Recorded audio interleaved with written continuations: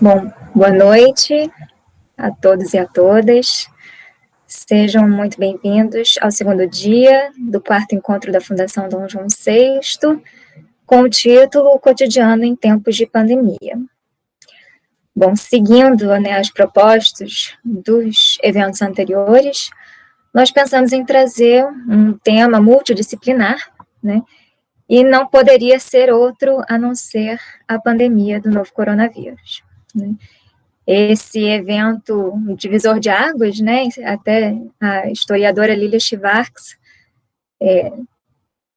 estabeleceu que essa pandemia marca o final do século XX. Então, como Eric Hobsbawm que disse, que o século XIX terminou com o eclodir da Primeira Guerra Mundial, agora o século XX só termina com a pandemia. Então, realmente, um evento impactante, que tem revolucionado aí o nosso cotidiano. É justamente sobre isso que nós nos propusemos a conversar nesse evento.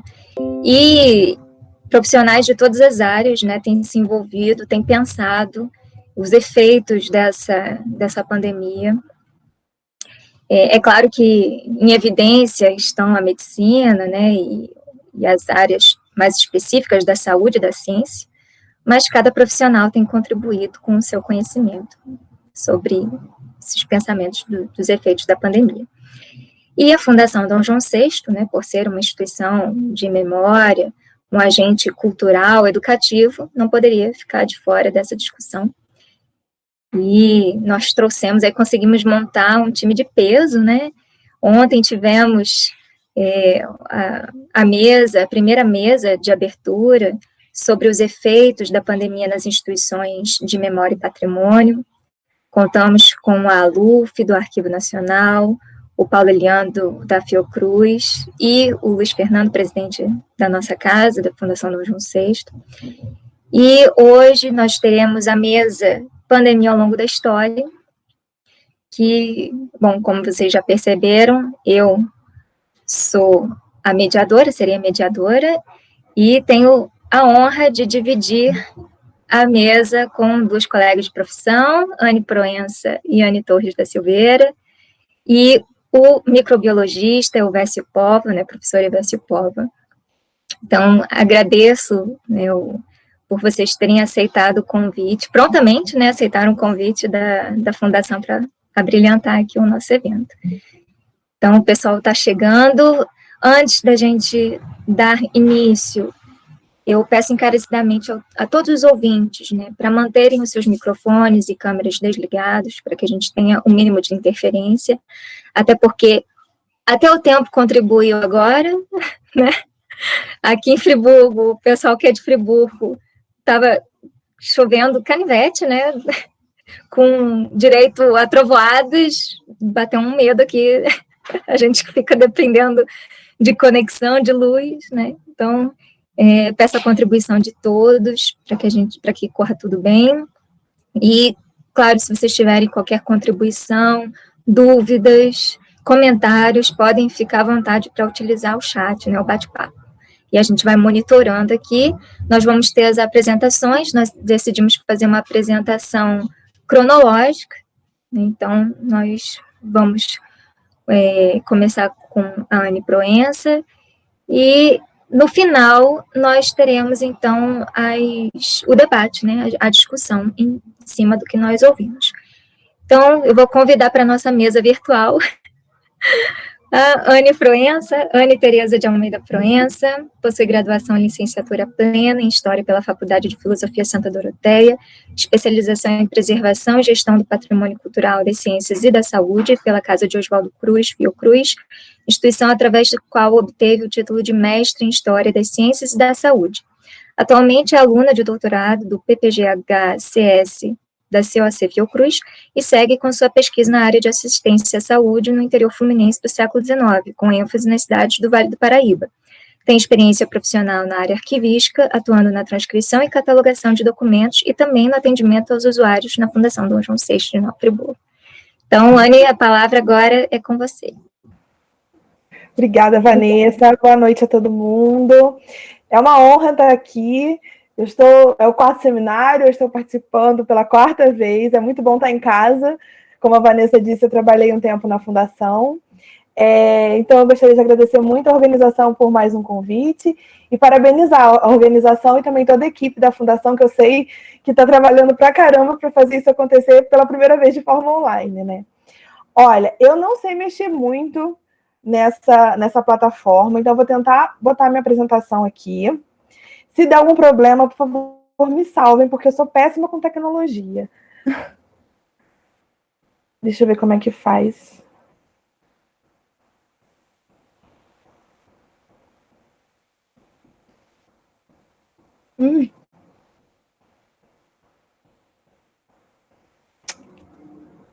Ai, caramba, que droga.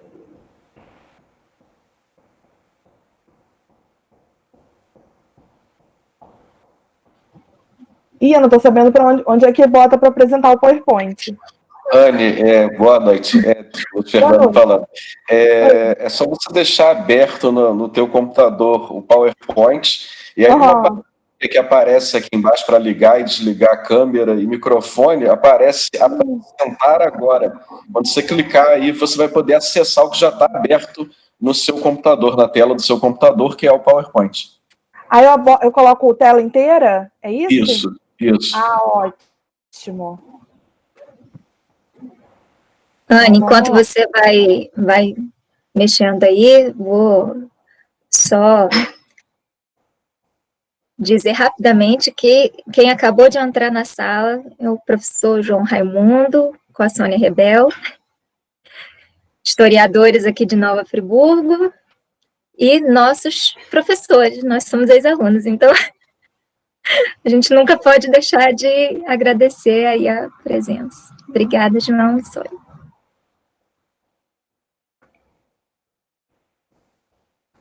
Todo mundo está vendo a apresentação? Foi, está normal agora. Sim. Ficou em tela inteira? Isso. Então tá ótimo. Eu não vejo vocês, então, Vanessa, se eu ultrapassar o tempo, você, por favor, me dá uma chamada, porque eu resolvi colocar um monte de coisa, porque falar desse assunto, para mim, é muito interessante, eu espero que para vocês também sejam.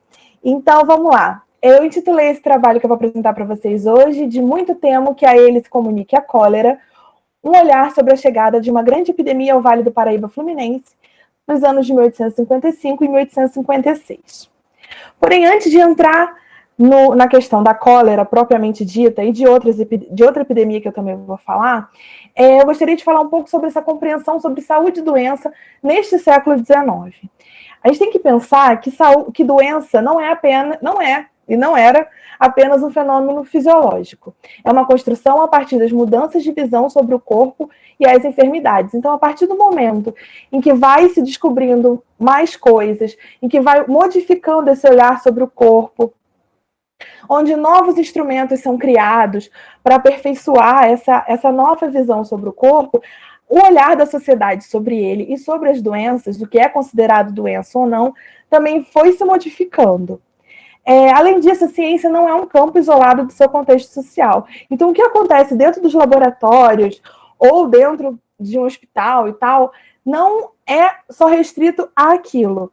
Ele também sofre influências do ambiente externo. Isso a gente pode ver muito hoje, né? O quanto esse processo da vacina, que a gente acompanha com tanta ansiedade para que ela saia logo, todos esses processos de avanços e retrocessos, de tentativas, e quanto isso ganhou muito as páginas dos noticiários, e o quanto isso é importante para a gente entender por que, antigamente, uma ideia ganhava mais projeção que a outra, o nome de um cientista e de sua equipe conseguia ter mais espaço na sociedade. Então é muito interessante você acompanhar esse processo da ciência, não só o resultado final, o sucesso, né? Porque antigamente a gente via só aqueles processos que davam certo, mas não, acompanhar tudo que aconteceu para entender por que determinada ideia ou olhar sobre o corpo foi melhor absorvida pela população e outra não.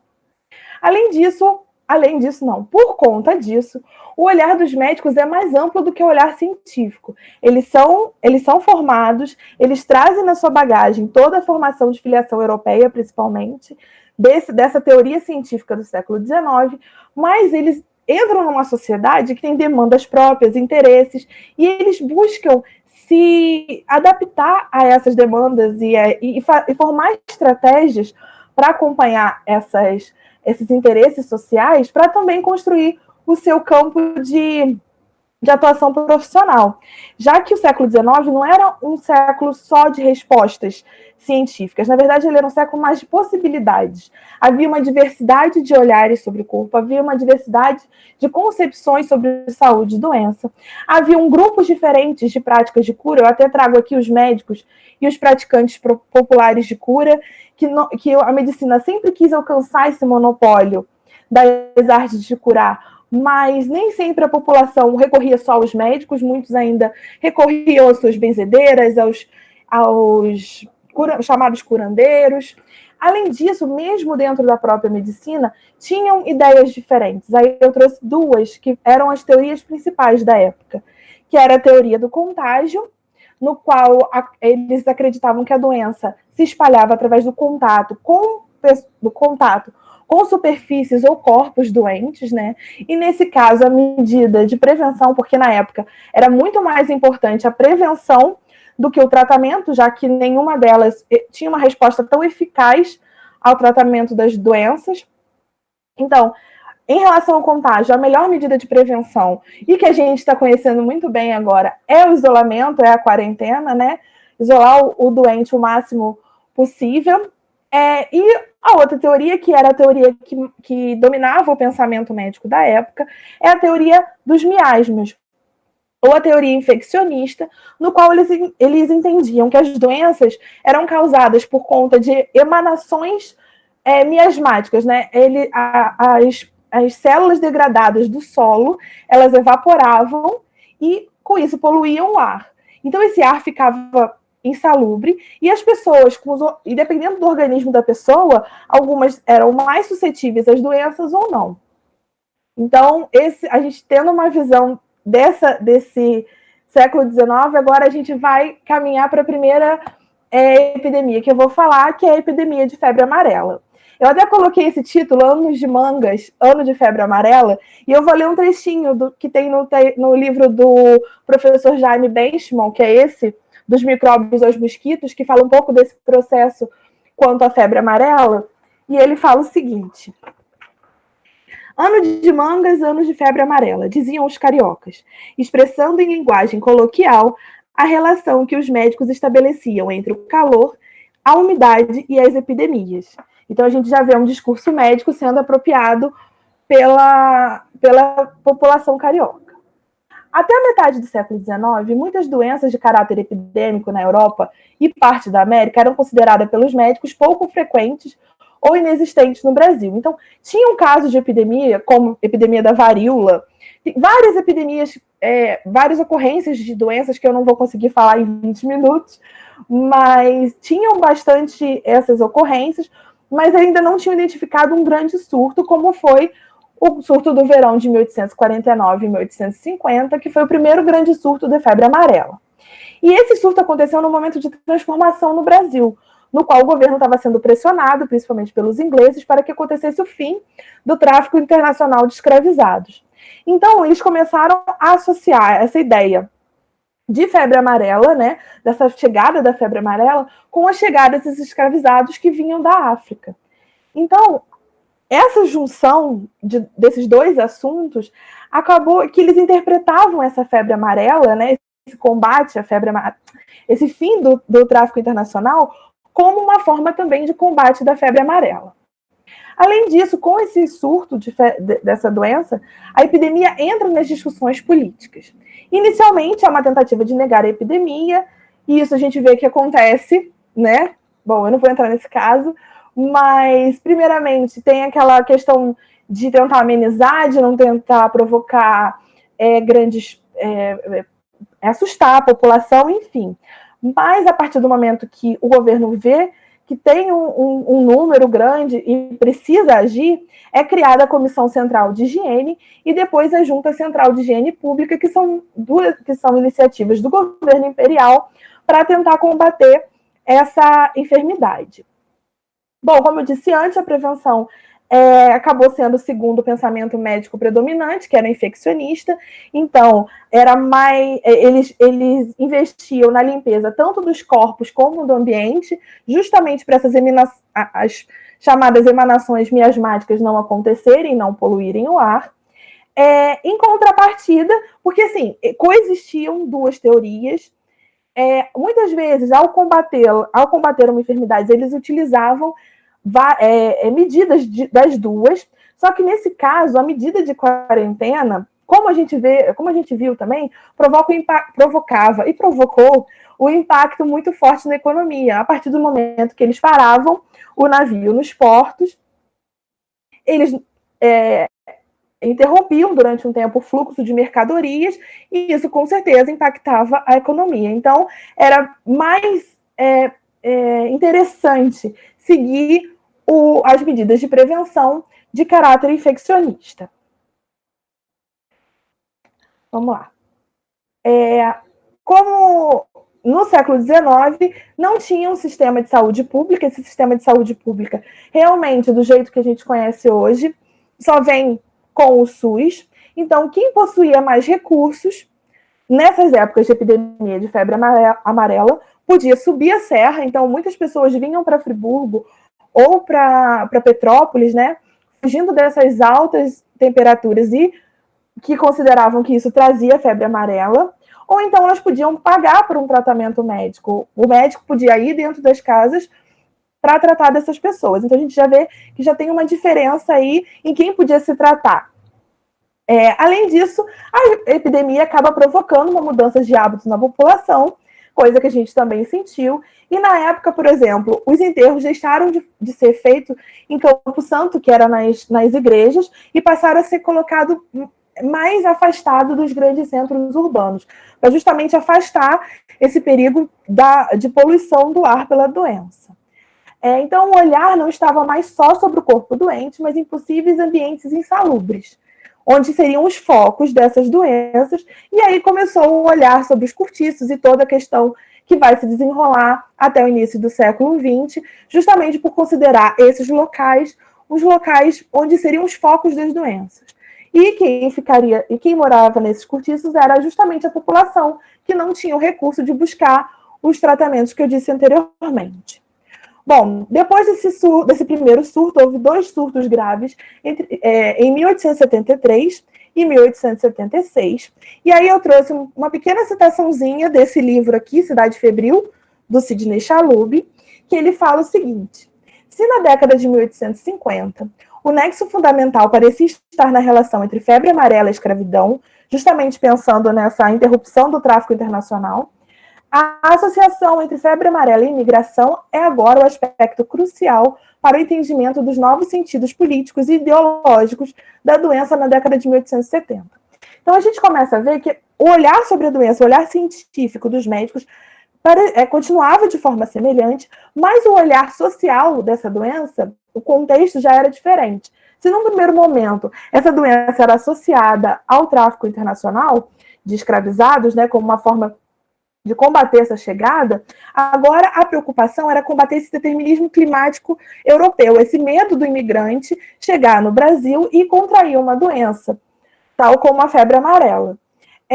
E isso acabava impactando na transição da mão de obra nas zonas cafeeiras, principalmente de São Paulo. Então, combater a febre amarela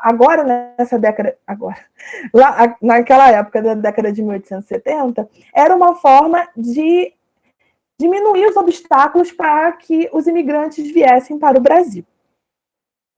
Bom, entrando nessa questão de mão de obra, eu parto agora para a epidemia de cólera, e eu trago uma pequena citaçãozinha que estava nos relatórios de presidente da província, de 1856, no qual o vice-presidente fala o seguinte: a lavoura impotente via quebrar-se os instrumentos de seu trabalho. A partir dessa experiência com a epidemia de febre amarela, foram desenvolvidas as medidas para enfrentar a cólera. essa epidemia que chegou em 1855. Porém, diferentemente da febre amarela, a cólera acometia com mais intensidade os escravizados.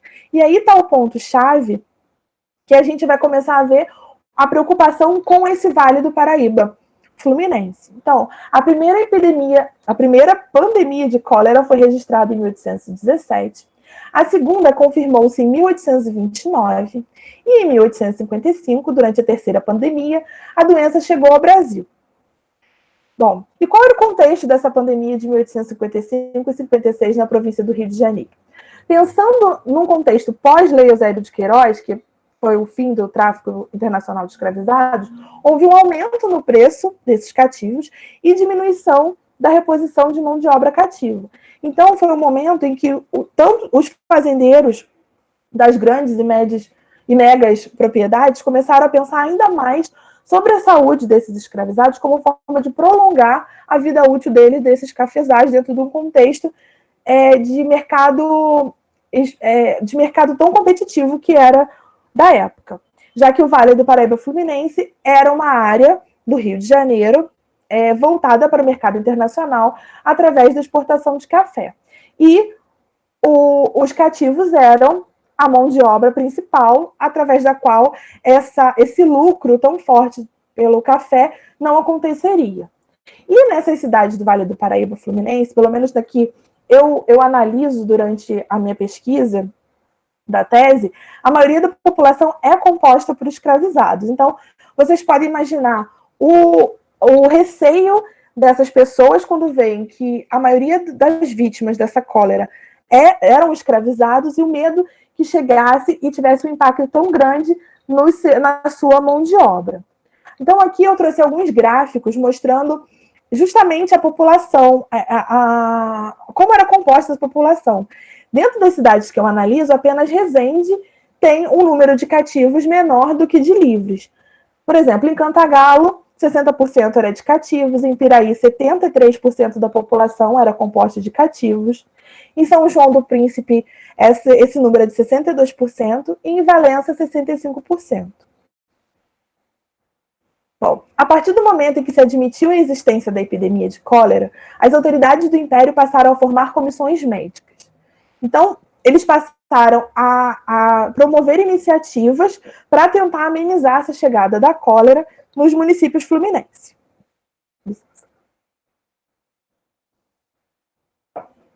Então, eles enviavam instruções às câmaras municipais de toda a província com recomendações do que fazer para prevenir ou amenizar os efeitos da cólera.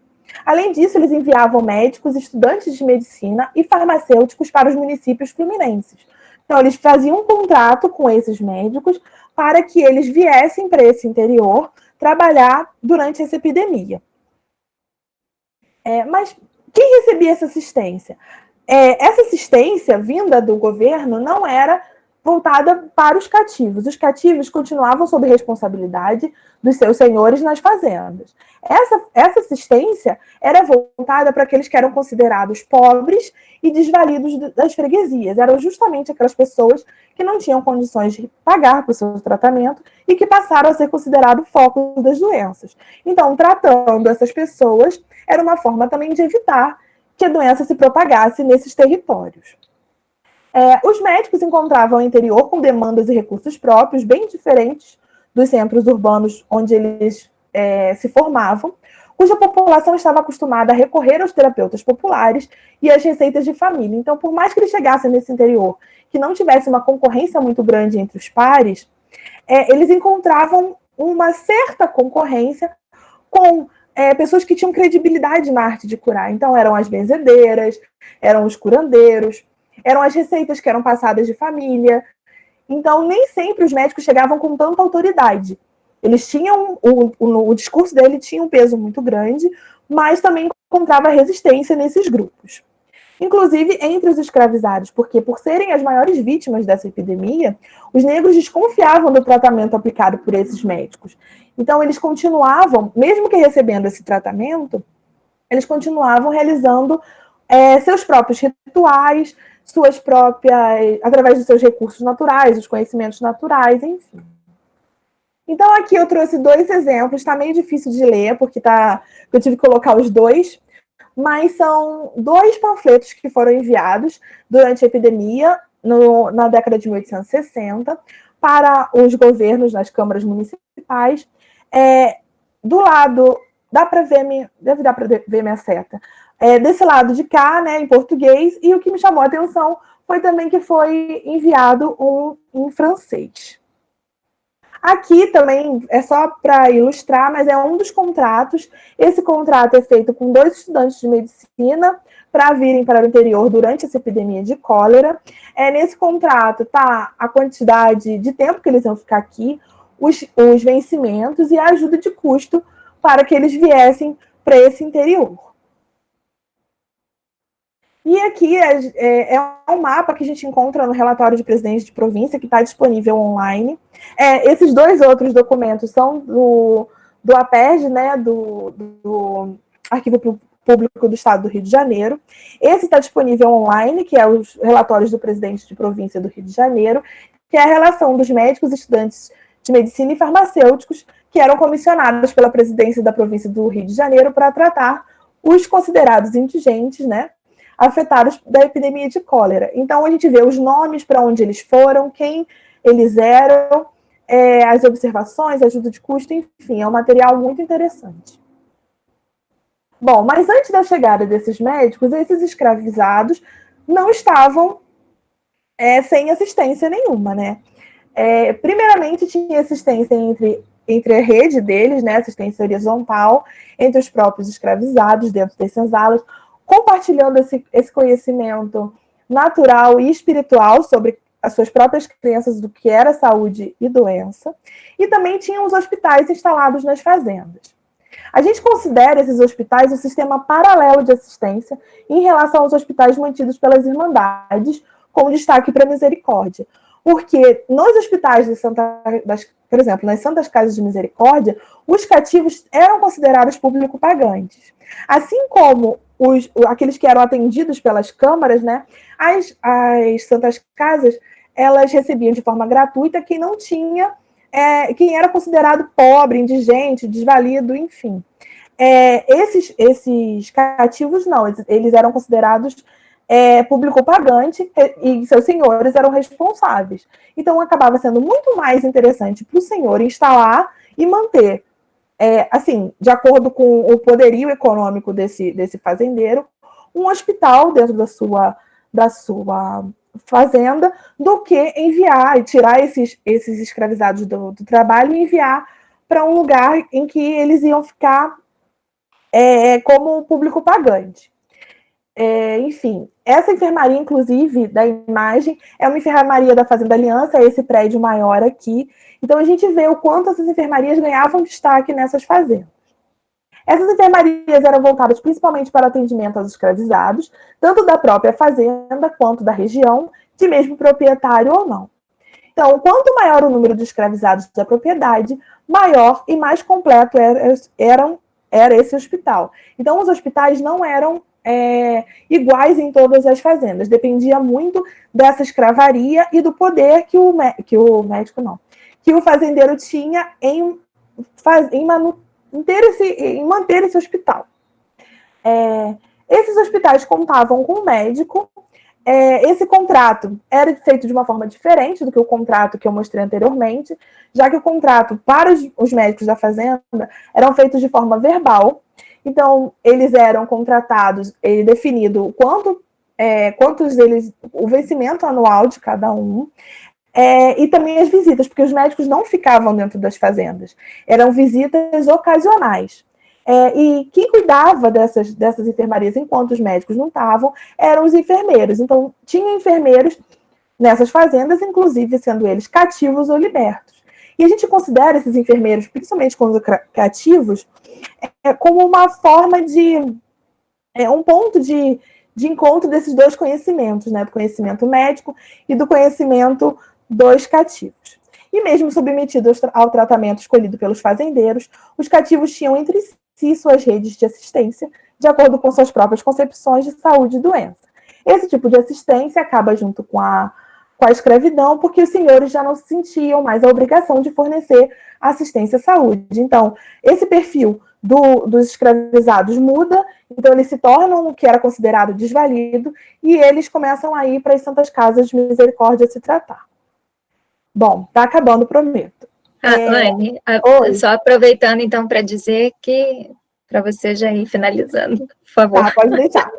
Então, eu vou passar rapidamente aqui para já entrar nas considerações. Então, muitas dessas pessoas voltaram suas recomendações para os fazendeiros, né, justamente com essa tentativa de amenizar a chegada da cólera. Eu não vou ler, porque eu realmente me empolguei, mas a cólera chegou às cidades do Vale do Paraíba Fluminense, mas seu efeito conseguiu ser amenizado com os esforços empreendidos pelos fazendeiros, médicos e governo provincial.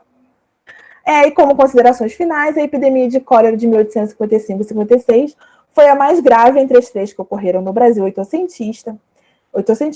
Através dos relatórios dos presidentes da província do Rio de Janeiro, observamos o quanto essa epidemia mobilizou as autoridades fluminenses, juntamente com os representantes da medicina, e revelou o impacto que a enfermidade teve na crescente e lucrativa economia cafeeira, devido à nítida suscetibilidade dos cativos.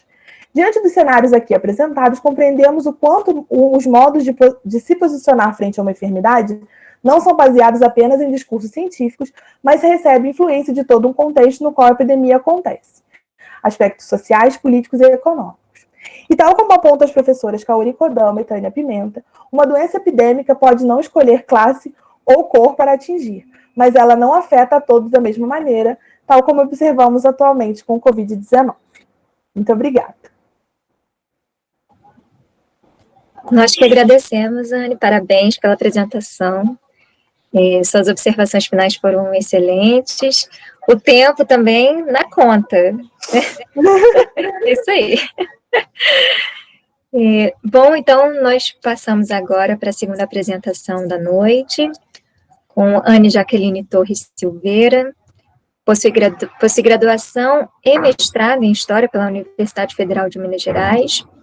Opa, eu acho que eu estou com a câmera desligada. Então, a Anne Silveira possui graduação e mestrado em História pela Universidade Federal de Minas Gerais, doutorado em História pela Universidade Federal Fluminense, com pós-doutorado pelo Wellcome Unit for the History of Medicine, de Oxford. Atualmente é professora associada da Universidade Federal de Ouro Preto e do Programa de Pós-Graduação em História da Universidade Federal de Minas Gerais. Tem experiência na área de História, com ênfase em História das Ciências da Saúde, atuando principalmente nos seguintes temas: História da Saúde, História da Medicina, História de Belo Horizonte, História da Cidade, História do Brasil e Educação. Então, agora é com você.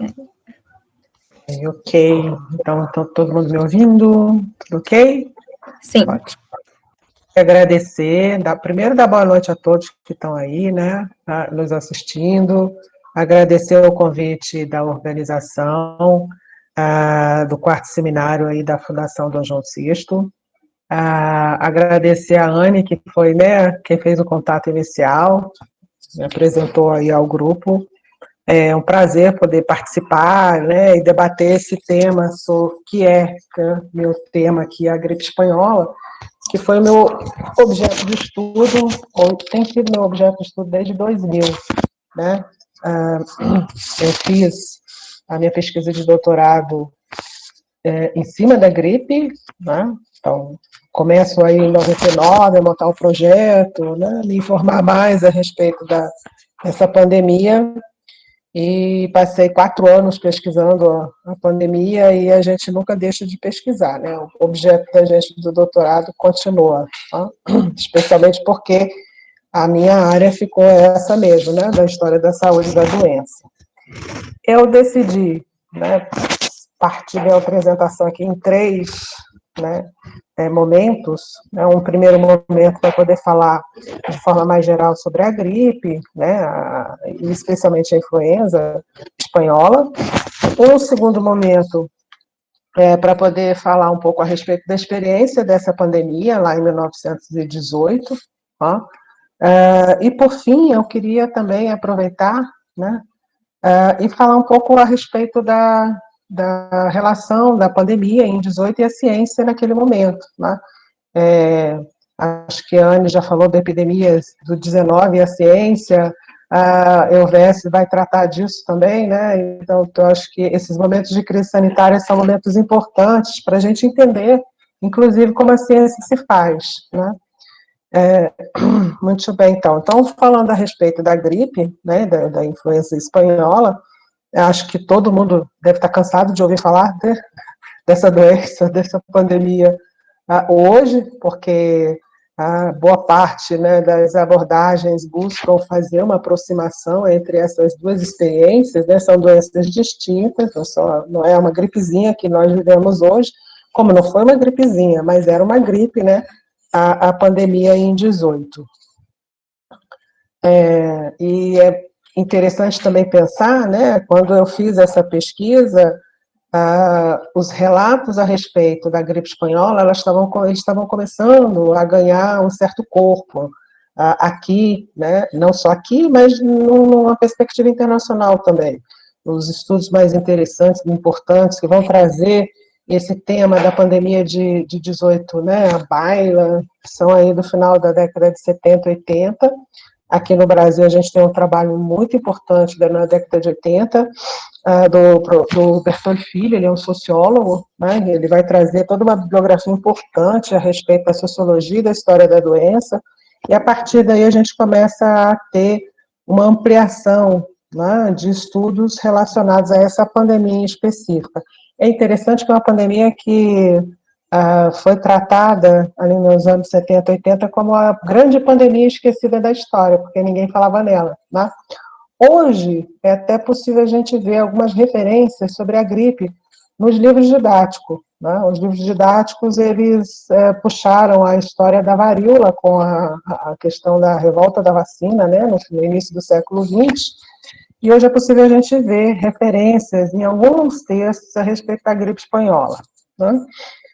Mas, a priori, a gente pode dizer que, terminada a pandemia, né, ao invés dela se tornar uma referência na memória coletiva, como a doença coletiva, a experiência coletiva que ela foi, ela ficou mesmo, né, muito mais evidente na memória popular, na memória privada, né? Então, são através de livros de memorialistas, né, que a gente vai ter referências a respeito dessa doença. Então, um texto bastante interessante e que aborda a pandemia de 18 aí no Rio de Janeiro, é um livro de um memorialista mineiro, né,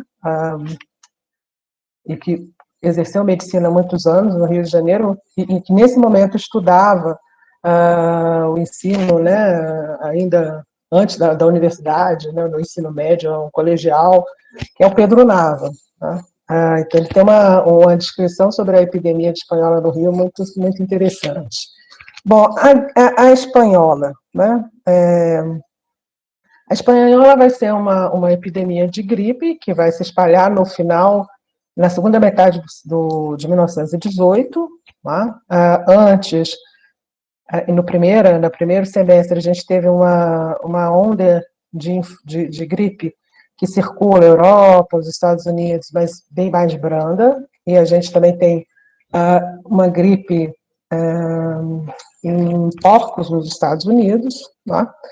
E que, a partir da segunda metade, a partir de agosto, vai, então, irromper de uma forma bastante virulenta, tá? E, em função do trânsito que nós temos nesse período de guerra, né, do deslocamento de tropas, de pessoas, muito grande, muito rápido, e para todos os continentes, a gente vai ter, então, uma dispersão muito rápida dessa doença.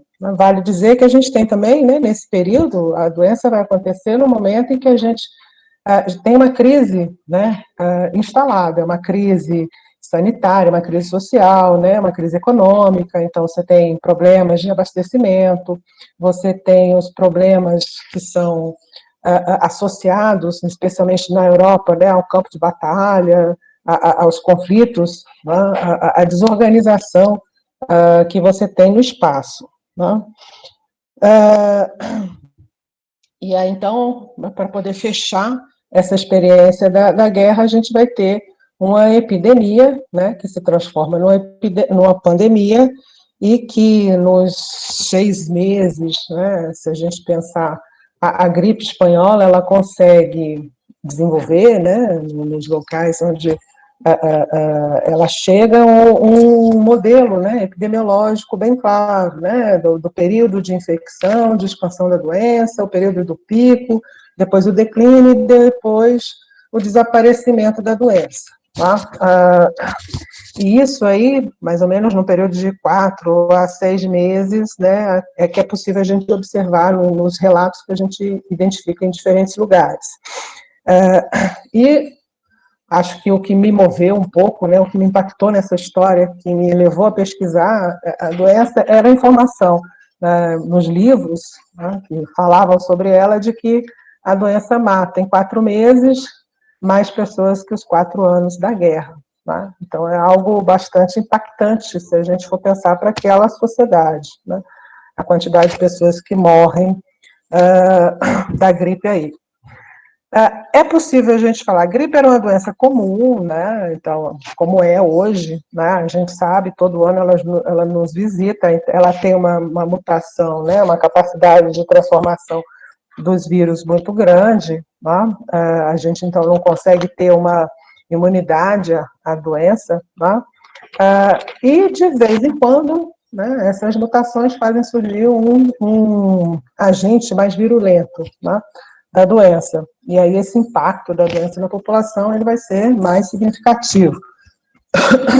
No século XX a gente teve ainda, além da gripe de 18, a gente tem uma gripe na década de 50, 57, 58 e na década em 68.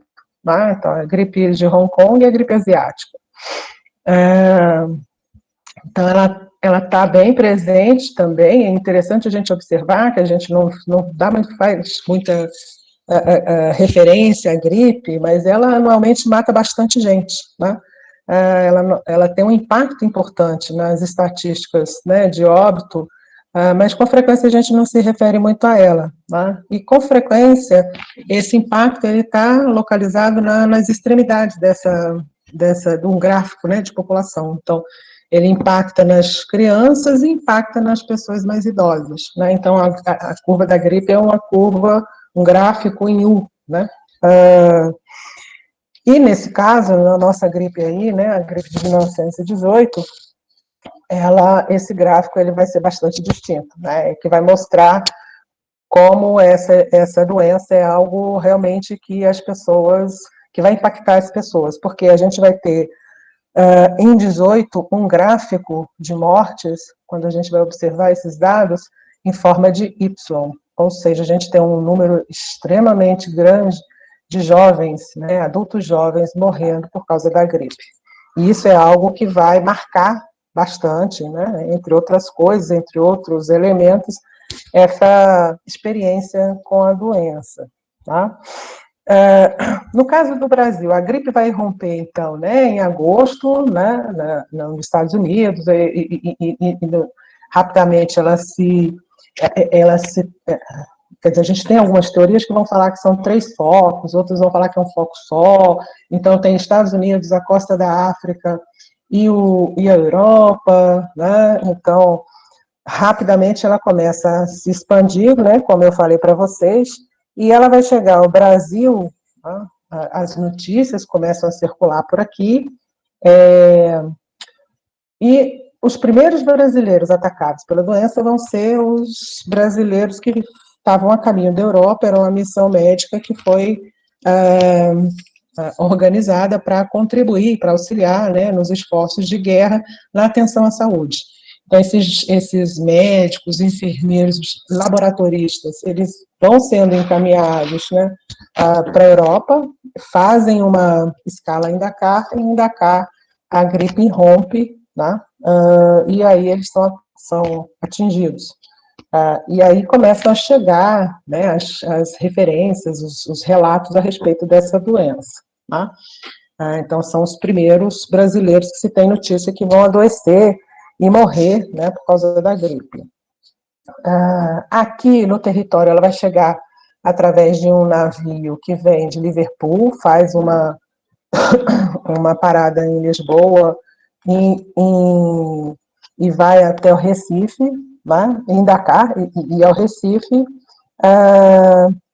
e do Recife desce para Salvador, para o Rio de Janeiro, e depois, eu acho que, não sei, em Paraná, em Santa Catarina, que eles não deixam ele atracar, mas ele segue para o sul, né? E aí a gripe irrompe, né, dentro do território brasileiro. Quer dizer, a doença chega pelo mar, né? É do estrangeiro, vem de fora, chega pelo oceano, né, nesses portos, e desses portos começa a se transportar dentro do território, especialmente, né, pela ferrovia, para esses lugares mais distantes, e depois vai se embrenhando dentro do território brasileiro até o ano de 19, né? A gente tem um trabalho muito bacana sobre a pandemia na Bahia, que a autora, Cristiane Cruz, faz todo um mapeamento, né, da dispersão da doença pelo interior baiano, né? É um trabalho bem interessante. E isso é possível a gente ver nas diferentes regiões brasileiras, né?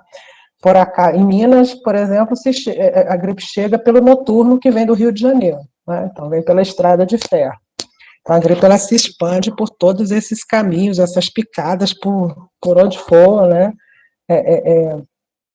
Para o resto, para atingir o território brasileiro como um todo, tá? Bom, sobre a experiência da doença, né? A experiência da doença, a maioria, pode-se dizer a maioria, né, a totalidade dos trabalhos que vão focar nessa experiência, eles acabam se inscrevendo muito num tipo de abordagem que a gente vai proposta, né, por alguns autores, quer dizer, existe toda uma tradição de narrativa de um episódio epidêmico, que vai ser bem sintetizada por um autor americano, que se chama Charles Rosenberg, desculpe, que ele vai dizer, olha, a doença, né, a narrativa da doença, ela transcorre como se fosse um ato dramático, né? Então ele identifica 3 ou 4 atos, né, nessa narrativa e nessa experiência, na vivência, né, da pandemia pelas sociedades. O primeiro ato, ele diz que é a chegada da doença, né? Então, como que a população reage, né? Como é que é isso, esse primeiro contato? Então, o primeiro contato é a negação, é o medo de reconhecer que a doença existe, porque isso significa transformar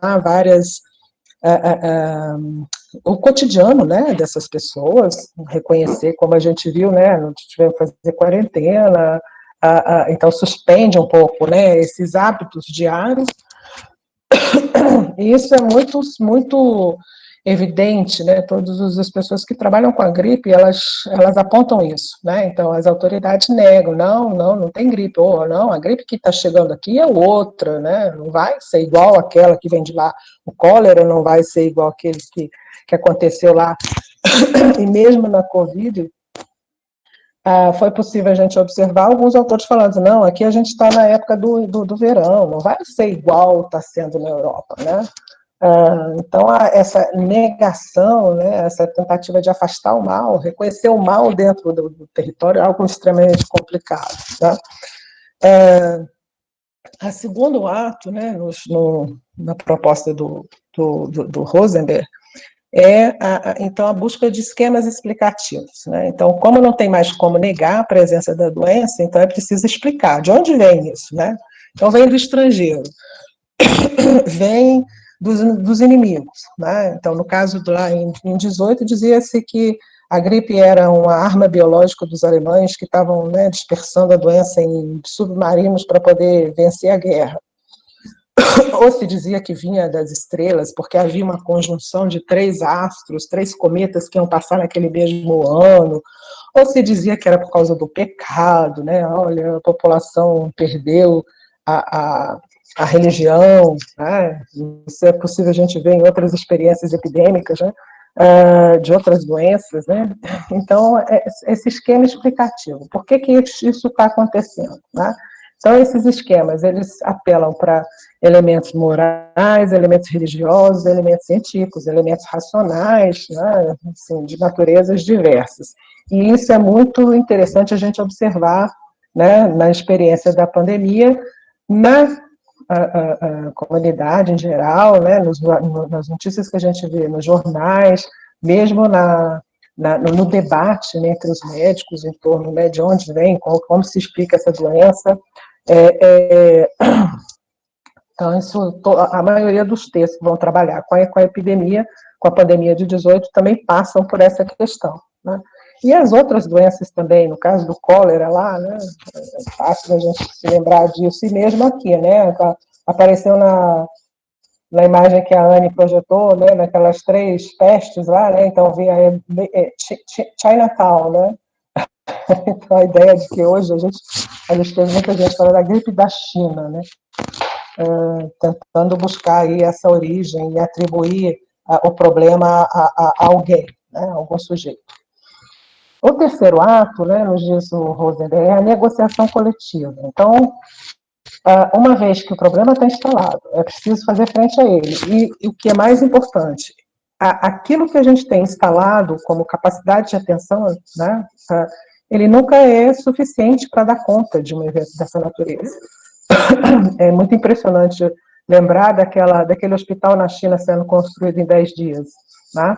E de todo esse aparato que foi organizado, né, aqui também, no caso brasileiro, porque para poder tentar organizar uma estrutura que pudesse atender, né, essa demanda. E mais do que isso, né, por mais que o Estado se esforce, as autoridades se esforcem, eles não dão conta de resolver todas as questões. E o que a gente vai ver é que é a comunidade, no fim das contas, que começa também a estabelecer, né, essas ações para fazer frente à epidemia. No caso, como a Anne falou, no século XIX, a gente não tem saúde pública. Tá? Essa saúde pública é para os pobres. Tá? Isso também a gente não tem na década de 10, né, quando a gripe espanhola acontece. Inclusive, tem um pesquisador, que é o Gilberto Hoffmann, que vai nos dizer que a gripe espanhola ela é um dos elementos, né, que vai se juntar a outros elementos que vão ajudar a explicar por que a gente começa a ter um processo de centralização da administração da agenda de saúde dentro do Brasil, né, que vai acontecer ali na década de 20 e mais adiante, depois do governo Vargas, com a criação do Ministério da Educação e Saúde, depois do Ministério da Saúde. Até então, a gente vai ver que é a sociedade que se organiza para poder fazer frente a essa ameaça, a essa crise, né, sanitária que se instala. E, por fim, né, o Rosenberg vai dizer, o ato final desse drama é o abrandamento da doença. Né? Então, quando a doença começa a causar, é o que a gente começou a ver, né? Ela vai diminuindo aquela curva, né? E aí a gente começa a olhar, não, e aí, o que a gente aprende com isso? Né? O que esse impacto vem nos mostrar? Né? Como nós vamos sair dessa experiência? Né? Então, isso seria o final, né, desse momento aí. Tá? Bom, eu estou com o tempo correndo, né? Eu acho que eu tenho quanto tempo ainda, Vanessa? Anne, já ia te pedir para você fechar. Ir indo para as considerações. Tá. Então tá. A minha última parte seria uma consideração em torno da questão da ciência, que acho que tem muito a ver com a nossa experiência hoje, é de pensar se, no momento da gripe, a gente tem uma grande controvérsia, né, que é em torno do agente causador da doença. Né? A gente tem a bacteriologia como um braço científico extremamente importante no final do século XIX, e a gente tem, nesse momento, né, uma teoria científica que é colocada à prova, né, que era uma teoria de um bacteriologista alemão muito famoso, que era o Frederick Pfeiffer, e que ele dizia que o que causava a gripe, né, no estudo que ele faz de uma pandemia que acontece, de uma epidemia que acontece em 1889, era um bacilo, né? E é interessante ver como essa proposição mobiliza a comunidade científica, né, para pesquisar essa teoria desse grande bacteriologista. É interessante a gente observar as controvérsias que essa proposição traz, E também, como a experiência de 19 foi um momento de se fazerem os estudos, né? Estudos na Europa, mas estudos no Brasil. A Fundação, né, Oswaldo Cruz faz a pesquisa no Rio de Janeiro, a filial da Fundação em Minas Gerais, em Belo Horizonte, também faz pesquisa, e esses investigadores, eles vão contribuir, né, para se chegar, então, a uma conclusão de que a gripe não é causada por um bacilo, mas por um outro micro-organismo que eles não conseguiam definir qual era, né, que só vai ser estabelecido na década de 30 com a criação do microscópio eletrônico, né? Então, aí se identifica efetivamente que a gripe é uma doença causada por um vírus, tá? Eu vou deixar por aqui, para não avançar, né, na fala do colega seguinte, e a gente deixa para conversar depois, tá bom? Obrigada, é isso. Anne, muito obrigada, muito pertinente essa apresentação, né, os paralelos que você apresentou também. Interessante, né, vou fazer um rápido comentário, interessante como o vírus era um inimigo invisível, né, desconhecido, quer dizer, não se sabia nem que era um vírus, né, então, para ver como que as pessoas lutavam, né, batalhavam contra uma coisa desconhecida, diferente de hoje, né. E interessante também essa questão da nomeação, né, de sempre tentar apontar um inimigo, um causador, né.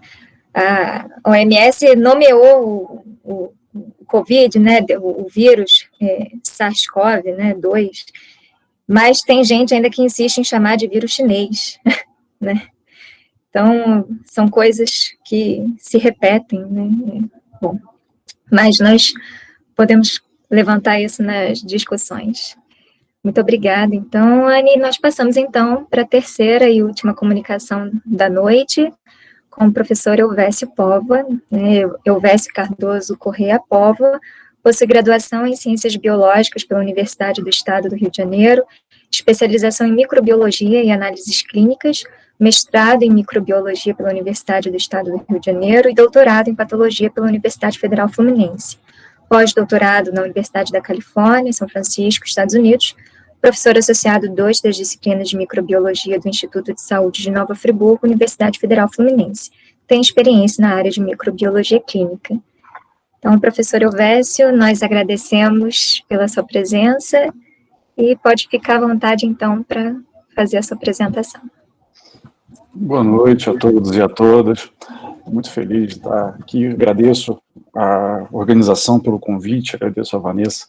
Essas 2 primeiras exposições foram belíssimas. Eu gostaria de ter ouvido isso durante toda a minha faculdade. Eu acho que é uma falha da nossa faculdade de Ciências Biológicas, e aí eu estendo a outros da área de saúde, não ter essas aulas maravilhosas que nos fazem compreender os fenômenos atuais que, como diz a Vanessa, estão se repetindo, né? Eu vou fazer uma projeção, apesar da minha formação ser dentro da área da microbiologia, eu gostaria de trazer para vocês hoje algumas reflexões em relação à ciência num panorama atual, né? O que nós estamos aprendendo com essa pandemia. Vou projetar aqui.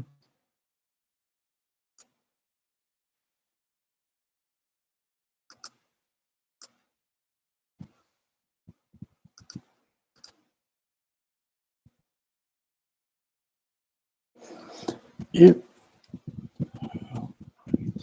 reprodução de tela cheia.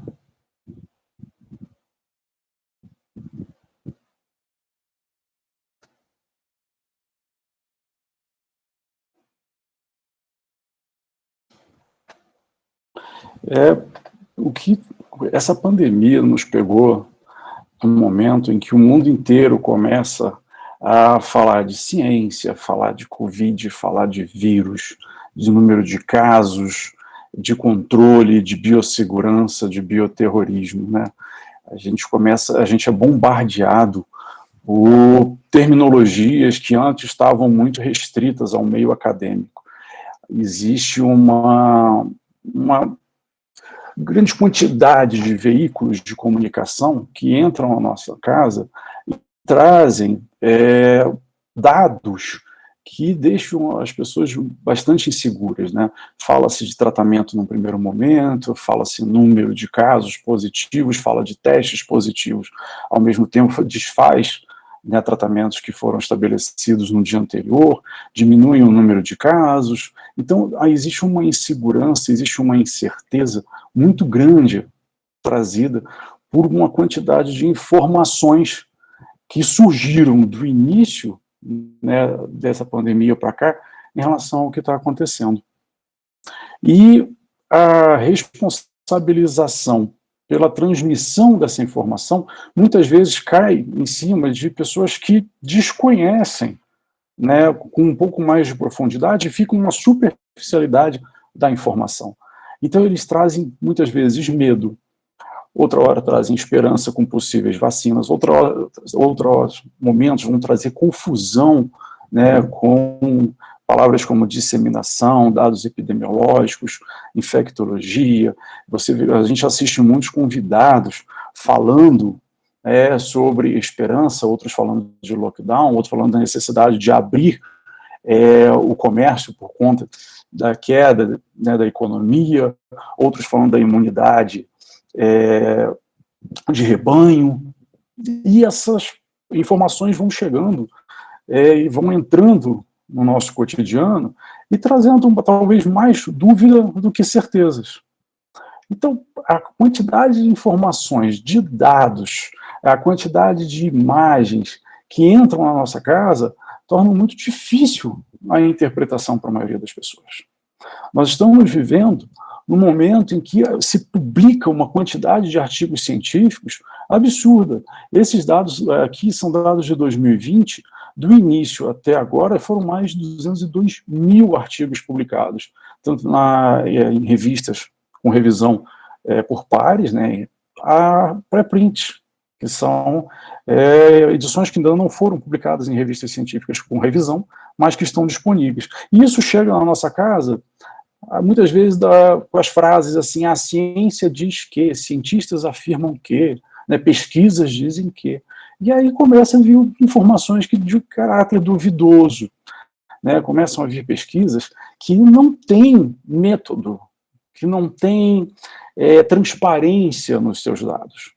E a gente vê o reflexo disso em artigos que estão sendo retratados em revistas consideráveis, revistas sérias, revistas que têm uma tradição de trazer a ciência para a comunidade científica e que, no anseio da publicação de um assunto novo, acabam cometendo pequenos erros e permitindo que essas informações cheguem aos cientistas, cheguem à população. E aí são interpretadas de maneiras nem sempre corretas, e aí são trazidas numa linguagem mais simples, mas que geram confusão. Então a gente começa a ver que a quantidade de retratações que estão sendo feitas, a quantidade de trabalhos que estão sendo retirados das revistas depois de terem sido publicados, elas estão crescendo. Nesses exemplos que eu coloco aqui para vocês, existe um desses trabalhos que foi dado como publicado e divulgado pelo WhatsApp e em PDF através de e-mails, que foi publicado numa revista científica. Né? Esse autor, ele cria, dentro de um modelo, ele cria o formato de um artigo. Depois ele vai fazer essa criação dele com bastante características de um artigo científico e dispara nas redes sociais. E aquilo ali viraliza. E quando você tenta buscar esse artigo dentro de uma revista, ele não existe. Ele nunca existiu. Nunca foi publicado, a revista não existe. Então a pessoa, ela se deu ao trabalho de inventar todos os dados, inventar o texto e jogar aquilo ali na comunidade, causando um desserviço para a ciência e para a comunidade. Então, uma hora você tem informações sobre terapias, sobre formas de transmissão, sobre soroprevalência, relações que se estabelecem entre a doença com coisas que a gente não acredita. Eu trago para vocês aqui um trabalho que mostra a tecnologia 5G e a indução da doença em células. Ou seja, a tecnologia 5G de telefonia móvel tentando ser relacionada com a presença de vírus dentro das células.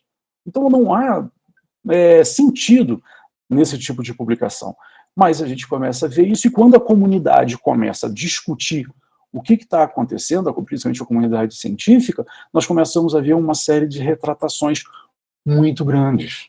Mas por que isso? É maldade? Sim, existem as pessoas que estão fazendo por maldade. Existem as pessoas que estão criando o que se denominou de fake news para causar pânico, para causar a desorientação, para orientar no sentido de um comércio de produtos que não tem sentido durante a pandemia, para gerar desordem e para gerar dúvida. E o que faz com que as pessoas não saibam amanhã se vão usar máscara, se não vão usar máscara, se vai ter vacina, se não vai ter vacina. Se eu uso a máscara, quanto tempo eu fico, quanto tempo eu posso ficar aquela máscara, qual tecido eu devo utilizar. O álcool é bom ou ele desidrata, ele é ruim? O isolamento é bom ou o isolamento é ruim? As pessoas ficam na dúvida, porque a quantidade de informações é muito grande. A terapia A, ela é boa, ou a terapia B é boa, ou eu vou usar todas as terapias disponíveis. Então a gente começa a ficar totalmente desorientado, e a ciência trazendo essas questões e discutindo qual é o real papel dela, né? Então, dentro desse quadro, o que eu queria hoje é trazer essa reflexão sobre a ciência na pandemia. Nós estamos num momento único em que nós conseguimos discutir, numa velocidade muito grande, achados científicos, dúvidas científicas, né? Nós conseguimos contextualizar a história, nós conseguimos trocar informações com centros de ciências que estão espalhados pelo mundo. Mas, ao mesmo tempo que eu consigo trocar essas informações, eu consigo internacionalizar a ciência, eu começo a ver também, vindo do exterior e vindo dentro do nosso próprio país, informações que não são fidedignas. Mas pensando no que a pandemia está trazendo de bom, ela está expondo, né, dados que antes demoravam muito para chegar na população. O desconhecimento, ele ainda existe e sempre vai existir. A natureza das interações entre o micro-organismo e o hospedeiro ainda é um mistério que vai sendo descoberto aos poucos, porque a ciência não dá salto. Então, quando a gente vê um trabalho científico sendo desenvolvido em 30 dias e sendo publicado depois de 3 dias de submissão a uma revista, a gente se assusta, porque a tradição da publicação dos trabalhos, ela leva tempo. Um revisor, ele precisa analisar, ele precisa estudar, ele precisa ter acesso aos dados brutos, ele precisa ter acesso ao método de análise. Então, essa pandemia, ela está trazendo a transparência, a necessidade e a transparência da exposição desses dados, né? Onde eu obtive os meus dados, quais são e qual é a qualidade desses dados e como eu vou tratar esses dados. E aí a gente entra num ponto muito positivo. A gente entra na questão da ciência aberta. A ciência aberta, ela não é nova. Ela, em 2002, começa com a Declaração de Budapeste, que foi um movimento em prol do acesso aberto ao conhecimento científico e que tem como marco decisivo as estratégias para esse acesso aberto por intermédio de uma via dourada, que prevê a publicação dentro de revistas científicas abertas, e da via verde, que prevê a publicação dentro de revistas na forma de pré-prints, ou seja, antes delas serem publicadas, né, definitivamente, para que a comunidade possa discutir esses dados. Como eu posso discutir?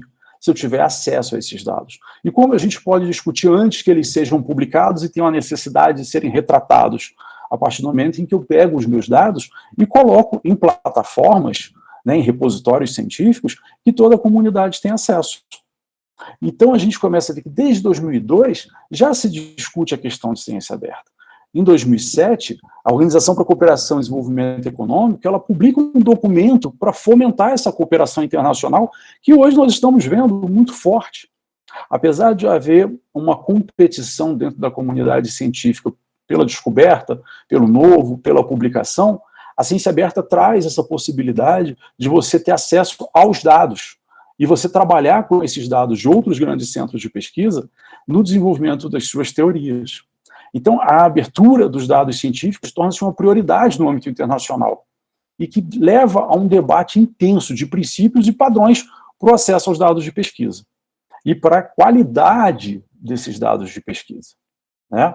A gente preza por uma ciência aberta que seja acessível, disponível, gratuita e transparente, porque ela vai acelerar a difusão do conhecimento, Ela vai permitir a avaliação de onde o dinheiro público está sendo empregado na ciência. Ela permite que você acesse os dados, você pode checar a análise feita por aquele pesquisador, você pode usar parte daqueles dados, né? Eles se tornam interoperáveis. Ela vai permitir a massiva divulgação dos artigos científicos para todo o mundo. E vai fortalecer essa rede de colaboração entre os pesquisadores em prol do avanço do conhecimento, que é o que nós precisamos, não somente nesse momento, mas em todos os momentos onde a gente necessita da informação científica e do desenvolvimento científico na solução de problemas. Então, a ciência aberta é um guarda-chuva heterogêneo de práticas que são unidas pelo ensejo de uma ciência mais acessível e transparente. Então, quando eu falo da ciência aberta, eu estou falando do acesso aberto, eu estou falando de dados abertos, eu estou falando de pesquisas que têm que ser reprodutíveis, eu estou falando da evolução da ciência aberta, de políticas abertas de saúde, né? Então, ela é muito abrangente. Quais seriam os principais benefícios? Eu teria um aumento da capacidade de reprodutibilidade da pesquisa. Hoje o mundo passa por uma crise de reprodutibilidade. Muitos trabalhos, quando você leva para o seu laboratório e tenta reproduzir, você não consegue. E aí existem alguns viés que são estudados, algumas questões que são estudadas para tentar explicar por que você não reproduz um trabalho que a priori deveria ser reprodutível dentro do seu laboratório. Ela permite a maior transparência do financiamento público, o aumento da velocidade da circulação da informação, o reuso de dados, uma ciência de qualidade, com progresso mais rápido, mas alinhado às necessidades da sociedade. Então, ela vai permitir que dados, ferramentas, métodos utilizados sejam examinados, sejam analisados, discutidos, podendo ser validados ou não. Eles podem ser rejeitados. E aí, definindo quais dessas etapas vão cumprir com a exigência de um corpo dentro do conhecimento até a publicação do artigo. Mas existem alguns desafios, né, dentro da ciência aberta. Um deles é a necessidade de revisão e a criação de um modelo de organização de ciência que seja pautado numa perspectiva de colaboração e que seja transparente, que seja aberto. Muitos laboratórios hoje ainda guardam os seus cadernos, ainda guardam os seus dados completos, né? A gente tende a publicar algo que tenha interesse, não somente para a comunidade, mas principalmente para os editores e para os revisores da revista. Então, acaba se fazendo uma ciência um pouco direcionada a interesses de grandes editoras, e acaba se omitindo dados, mas isso está mudando, né? Em 2017, foram lançados os TOPs por um conjunto, né, um aglomerado de grandes editoras, com diretrizes de transparência e a promoção à abertura criada para alinhar os dados científicos e as práticas reais de publicação, com a gestão desses dados. Então, o que se espera é que até em 2023 nós tenhamos um avanço significativo da ciência aberta, onde você, ao publicar o seu trabalho, você já publicou anteriormente o seu projeto, a sua estratégia, os seus dados, os seus métodos. Os revisores analisaram, antes da publicação final, todo o processo, porque o artigo é a cereja do bolo. Mas existe todo um processo que envolve a produção desse artigo que precisa ser avaliado por pares. Tem um pesquisador que fala, você entraria num avião que foi simplesmente avaliado por fora, né? Avalia outro, olha, por fora o avião fala, olha, tá ótimo. Não, a gente entra num avião que passou por critérios rigorosíssimos de fabricação, em que todas as suas etapas foram analisadas, foram avaliadas, foram discutidas. A mesma coisa deve ser com o artigo científico. A ciência tem que ser transparente, os dados têm que ser transparentes. Por que não expor esses dados? Por que não expor o método que você utilizou para avaliar esses dados? Por que simplesmente apenas mostrar o produto final num texto que muitas vezes curto, porque as revistas cada vez mais estão estreitando o espaço para nós escrevermos e que muitas vezes não aceitam as extrapolações que são feitas a partir desses dados, e sim conclusões muito cruas, muito simples. Iniciativas para a ciência aberta, existem várias. Aqui eu boto para vocês, ilustro para vocês algumas, mas existem vários órgãos que já trabalham com isso, que estimulam que vocês coloquem lá os projetos, que coloquem lá as estratégias, que coloquem os dados, que coloquem lá os programas, porque a ciência aberta, ela não é somente a abertura de dados, ela é o acesso aberto, mas são dados abertos, É a ciência com revisão por pares, com revisão aberta. Porque eu não posso saber quem revisou o meu trabalho. Por que ele tem que estar escondido atrás de uma linha editorial? Por que eu não posso ter acesso aos códigos que foram utilizados nos programas e nos softwares para fazer a análise? Por que eu não posso olhar os cadernos do laboratório, os blocos de notas? Por que eu não posso discutir os recursos educacionais abertos? Por que não trabalhar isso em rede científica? E aí a gente entra na ciência cidadã. Né? A ciência cidadã, ela é um envolvimento do público, né? O público não acadêmico, no processo de pesquisa científica, seja pesquisa orientada para a comunidade no nível global. A Anne coloca, né, no passado, como uma comunidade estabelecendo ações durante a epidemia. Isso é ciência cidadã. Né? Porque a ciência, aí, como a Anne também coloca na primeira apresentação, a ciência não é um campo isolado do seu contexto social.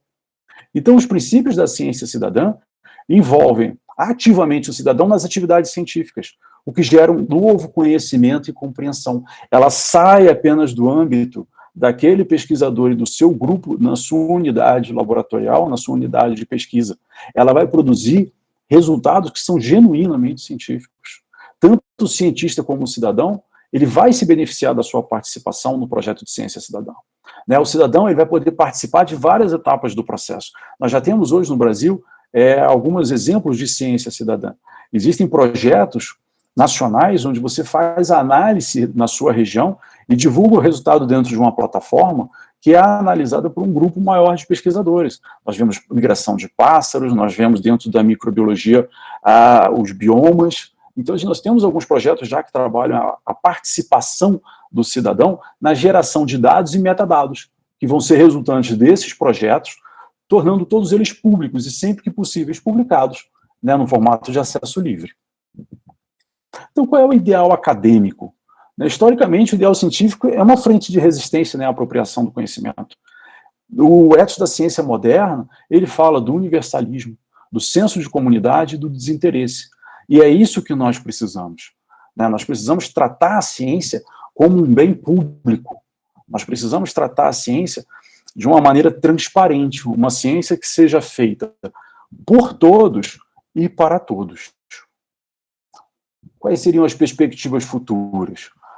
Publicar em acesso aberto, publicação, dados, métodos, software. Colocar os resultados em repositórios institucionais, como o bioRxiv, medRxiv, ou disciplinares, que garantam a sua integridade, principalmente a preservação desses dados. Sempre que possível, usar formato aberto, software abertos, normas de interface aberta. Assegurar essa ligação e garantir essa ligação da sociedade, de modo que todos que desejam possam participar do desenvolvimento de pesquisa e de se beneficiar diretamente com ela. Aproveitar esse momento em que o mundo discute essas palavras como epidemia, vírus, SARS-CoV, Covid, e buscar junto à população que não está dentro da academia como discutir a ciência, quais são as demandas da ciência e como eu vou obter esses dados, eu vou tratar esses dados e eu vou gerar produtos a partir desses dados. Então, essa era a minha discussão de hoje, essa foi a ideia que eu queria trazer para vocês hoje, para mostrar como a ciência está se comportando nesse momento de pandemia. Muito obrigado pela atenção de vocês. Muito obrigada também, Elvésio. Também uma aula, meus neurônios aqui estão em frenesi, porque trouxe informações muito relevantes. Acho que as 3 comunicações conversaram, né, se comunicaram muito bem. Acredito que nós fomos felizes em montar essa mesa, né, porque, como até o Elvésio colocou no início, né, abordando o passado e fazendo esse link com o que a gente está vivendo hoje, porque a gente geralmente faz o inverso, né? Quando começou esse assunto aí da pandemia, né, e caiu na boca do povo e todo mundo comentando, antes mesmo de se tornar o boom aqui no Brasil, as pessoas já começaram a olhar para trás, né? e dizer, bom, não é a primeira vez que a gente está passando por isso, a humanidade já enfrentou outras pandemias, outras doenças, como é que eles lidaram com isso, né? Então, é a partir do que a gente está vivenciando que a gente vai recorrer ao passado, e o passado nos ajuda a compreender o que nós estamos vivenciando, né? Nós podemos aprender com o passado. É o que a gente espera, né? A Anne até colocou que a gripe espanhola, por muito tempo, ficou desconhecida, né? Não se falava na gripe espanhola. Então, o que a gente espera é, a partir do que nós estamos vivendo, aprender também com o que foi vivenciado. Então, antes de fazer outras considerações, né, eu vou passar, então, para os comentários, para as perguntas que foram feitas. Quem quiser ficar à vontade também para ir fazendo as perguntas para os palestrantes que vieram posteriormente, podem ficar à vontade, porque, a princípio, aqui, as perguntas vieram para a Anne, né? Como ela foi a primeira a se apresentar, já tivemos algumas considerações aqui. A Dalva Ventura, por exemplo, jornalista aqui em Nova Friburgo, inclusive tem um livro, né, sobre os médicos aqui do município. Então, ela entende bem aí do assunto também, relacionado à medicina, à saúde. Ela elogiou a apresentação e fez a seguinte questão: como foi a situação de Friburgo diante da febre amarela e da cólera? Anne, você já quer responder ou quer que eu levante? Você que sabe. Você quer que eu responda uma por uma ou eu responda tudo junto? É porque às vezes uma pode se relacionar com a outra, né? Então tá. Então eu já faço aqui as outras também. Maria Ana, da comissão organizadora, também colocou: que tipo de tratamento era praticado pelos médicos, né, para o tratamento dos doentes de cólera no período em que você se refere? E a Mariana Guiar, ela chegou um pouquinho depois, mas ela ficou curiosa sobre o impacto da cólera na população escravizada. Ela gostaria de saber se você tem algum dado quantitativo sobre esse impacto e como era o tratamento deles nas santas casas. A princípio, essas são as questões para você. Então tá. Pode responder? Pode ficar à vontade. Então tá, bom. Obrigada pelas perguntas. Dalva, vamos lá. Quanto à febre amarela, eu não me aprofundei muito na questão, mas eu considero que, nesse caso, Friburgo era mais um sanatório para onde as pessoas recorriam quando a situação ficava mais difícil no Rio. Então, em épocas de grandes epidemias, de grandes calores, as pessoas que tinham a condição subiam a serra para tentar buscar aqui ou um tratamento ou mesmo fugir dessa epidemia. Quanto à cólera, me chamou muita atenção quando eu estava vendo os relatórios de presidente de província, que aqui em Friburgo só foi registrada uma morte da cólera, de um rapaz de 24 anos que tinha acabado de chegar da corte. Além disso, a comissão sanitária aqui em Friburgo não veio de fora, não veio do governo provincial. A epidemia, ela foi combatida por uma comissão formada aqui mesmo dentro de Nova Friburgo, que eu até vi aqui nas minhas fontes, que ela era composta pelo delegado de polícia, Luiz Francisco Torres, do próprio presidente da Câmara, Francisco Marques de Souza, do barão de Nova Friburgo, do doutor João Henrique Braune e do farmacêutico Bernardo José Pereira Figueiredo. Então, o próprio relatório de presidente de província mostra quanto Nova Friburgo não teve os casos e nem apresentou uns males tão grandes assim com a epidemia que reinava nessa época.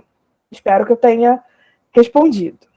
Maria Ana, eu tive que recorrer a esse pequeno livrinho que todos nós conhecemos, que é o Chernobyl, que era um formulário guia médico, para tentar responder a sua questão. Como a doença na época não sabia o foco, né, a causa principal, como nós sabemos hoje, o tratamento era voltado para os sintomas. Então, o principal sintoma da cólera era a diarreia. Então, esses tratamentos médicos voltavam para tentar conter esse sintoma como forma de um primeiro tratamento. Então, pelo que eu li aqui no Chernobyl, eles tentavam fazer dietas, manter o paciente de repouso, usar bebidas aromáticas. Então a gente já entra nessa questão de purificar o ar, né, para tentar amenizar esses efeitos da cólera, o sumo do limão e o vinho quente, que bebidas eram para esquentar o doente. Então, eles colocaram aqui que era principalmente para combater a diarreia, provocar os vômitos e dar calor aos doentes. Então, aí eu aproveito para entrar já na pergunta da Mariana, que eu acho que esse tratamento também devia ser aplicado dentro das Santas Casas, um tratamento bem semelhante, justamente tentar tratar os sintomas, já que a causa ainda não era conhecida. E, Mariana, quanto aos dados quantitativos, o relatório do presidente de província traz o seguinte: na província do Rio de Janeiro, dos 4.542 mortos, 1.677 eram cativos. E dentro das cidades do Vale do Paraíba, tem 3 que fazem esse detalhe, né, sobre as vítimas. Então, em São João do Príncipe, das 212 vítimas, 121 eram cativos. Em Vassouras, das 72 vítimas, 68 eram escravizados. Em Valença, das 24, 21 eram cativos. Então, a gente vê uma maior quantidade realmente de mortalidade nessa população. Bom, espero que eu tenha respondido as questões. Obrigada. Obrigada a você, Anne. Acho que respondeu sim. E então nós vamos para a Alane Torres, né? Maria Ana, ela perguntou que em fotos da época da crise da gripe espanhola, há pessoas usando máscaras que não eram necessariamente médicos e outros profissionais da área. Havia alguma orientação oficial em termos de evitar o contágio?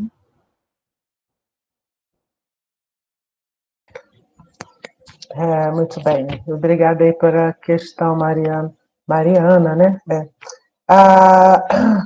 Essas imagens de pessoas usando máscaras, elas são imagens que se referem a outros países.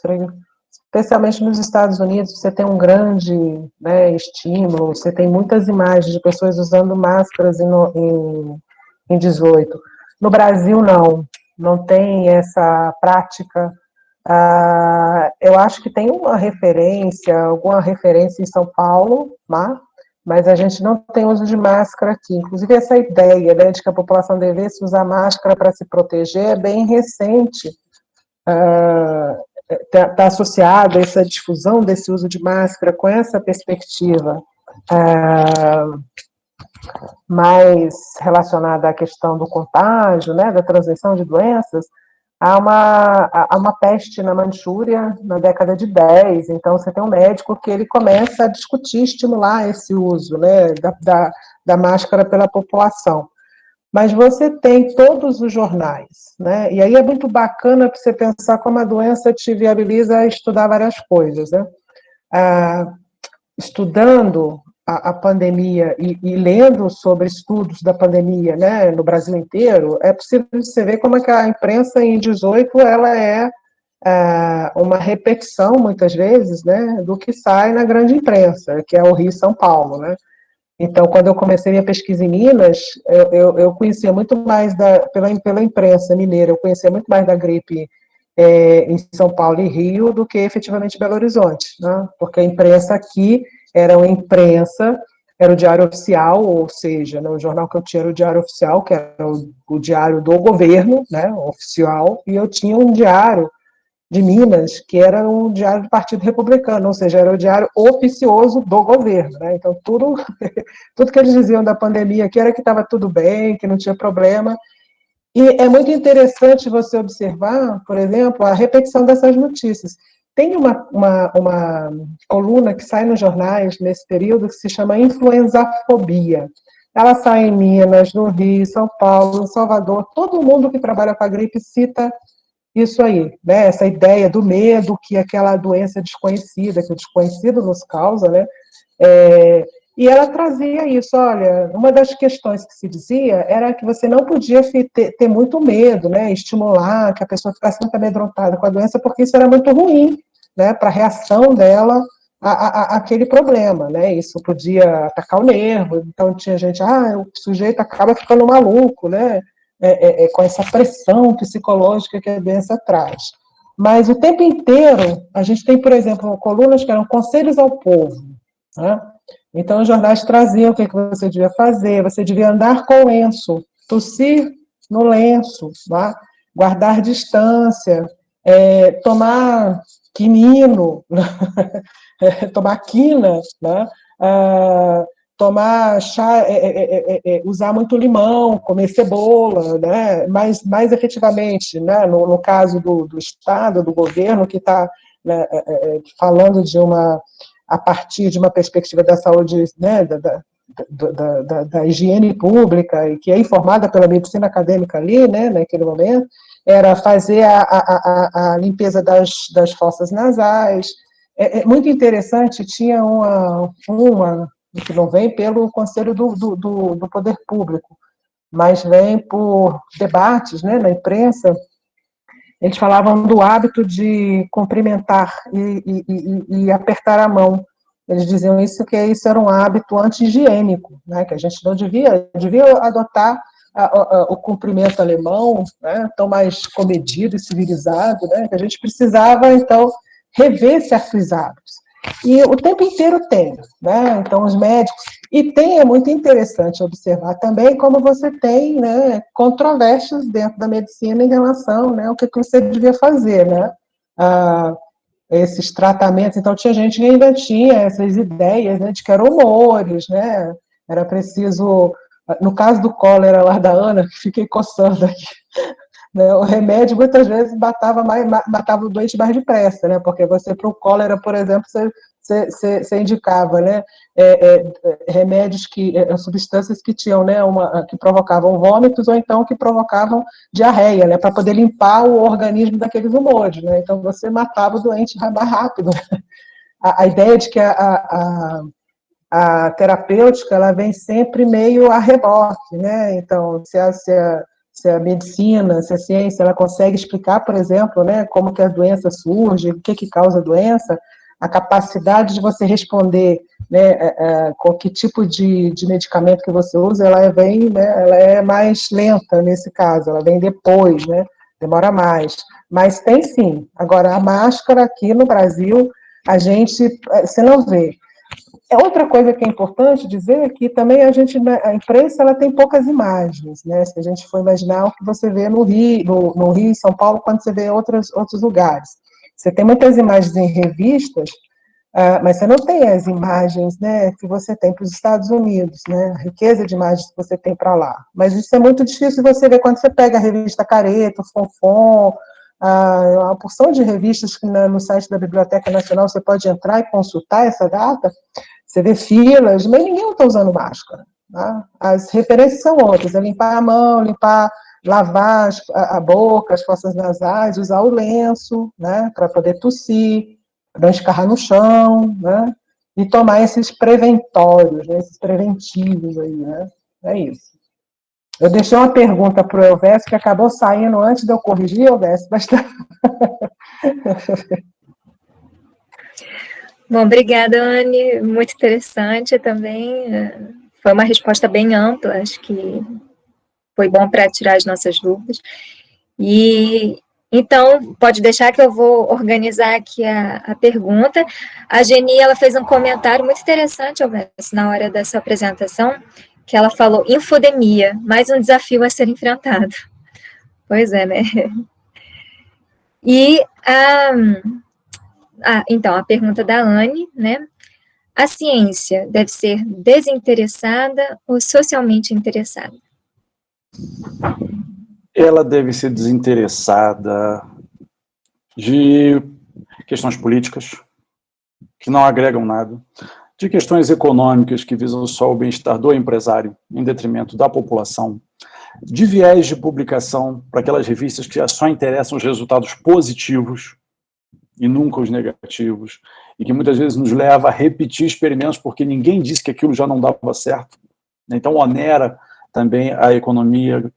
Quando a gente pensa nas políticas públicas, ela deve ser desprovida dos interesses pessoais e do ego.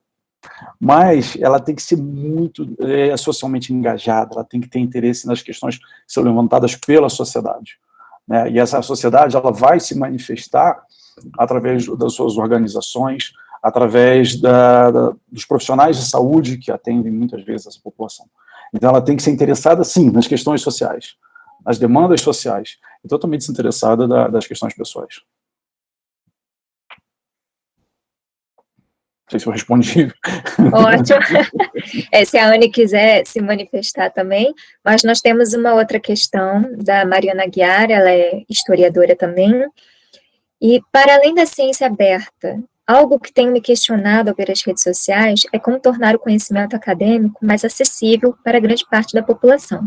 Acredito que ao mesmo tempo que temos muita fake news, também há uma demanda de informação por parte da população. Existe, Mariana, existe uma demanda muito grande. E existem movimentos nesse sentido de trazer à população a informação de qualidade, aquela informação que foi elaborada numa linguagem acessível para a população e que seja de interesse. Eu cito exemplo, movimentos que são feitos dentro da própria universidade, junto à Secretaria Municipal de Saúde, como são os movimentos do programa PET, onde você tem a união dos docentes, dos discentes e dos profissionais de saúde, junto ao usuário, na promoção desde divulgação através de material para a rede social, divulgação dentro das salas de espera, nos postos de saúde de atenção básica. Você tem as feiras e eventos científicos que são promovidos por escolas durante a Semana Nacional de Ciência e Tecnologia. Você tem a publicidade consciente, a publicidade que é elaborada de uma maneira profissional, direcionada para esse público, e você tem a própria educação permanente dos agentes comunitários de saúde, que são peças importantíssimas nesse processo, porque eles vão dialogar com a comunidade. Então, eles vão trazer as demandas e vão levar as informações para essa comunidade. Então, essa interação da universidade com a Secretaria Municipal de Saúde, com os profissionais dentro da rede, ela é importantíssima para a gente reduzir a disseminação dessas fake news e levar uma informação de qualidade para a população.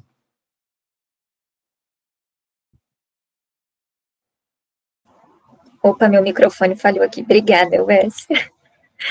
Anne, você quer falar mais alguma coisa a respeito da questão que você fez? Não, é uma questão. Eu trabalho com a história da ciência também, né? Então, para mim, quando penso a ciência como algo que é contextualizado, né, que é fruto de um determinado tempo, eu não consigo entender a ciência como algo que seja desinteressado. A ciência está sempre interessada, né? Eu acho que é a gente que precisa de direcionar esse interesse, não permitir que esse interesse seja dominado por interesses políticos, interesses econômicos, interesses pessoais, mas pensar sempre que esse saber que é coletivo e que é financiado, construído coletivamente, ele tem que estar sempre voltado para essa coletividade, né? E acho assim, tem muitas coisas para poder falar a respeito, né, desse debate sobre ciência hoje, né? Eu acho que um pouco disso, desse cenário que a gente vem vendo, né, nas discussões em torno da doença, acho que talvez tenha muito a ver com a nossa necessidade de aproximar mais, né, a fala da academia para a fala da população, da sociedade, né? Eu acho muito interessante quando a gente vê, tem umas imagens que passam assim, olha, que eu já vi algumas vezes nas redes sociais, né? Então, são pôsteres de exposição de mostra científica, e aí tem uma faxineira que para e lê, né? E aí as pessoas falam assim, você sabe comunicar a sua ciência dessa forma? Acho que é fundamental a gente fazer isso que a gente está precisando de ver como faz isso, para a gente não cair num contexto, né, que a gente tem percebido hoje. Acho que a gente ainda na ciência está muito falho nisso, né?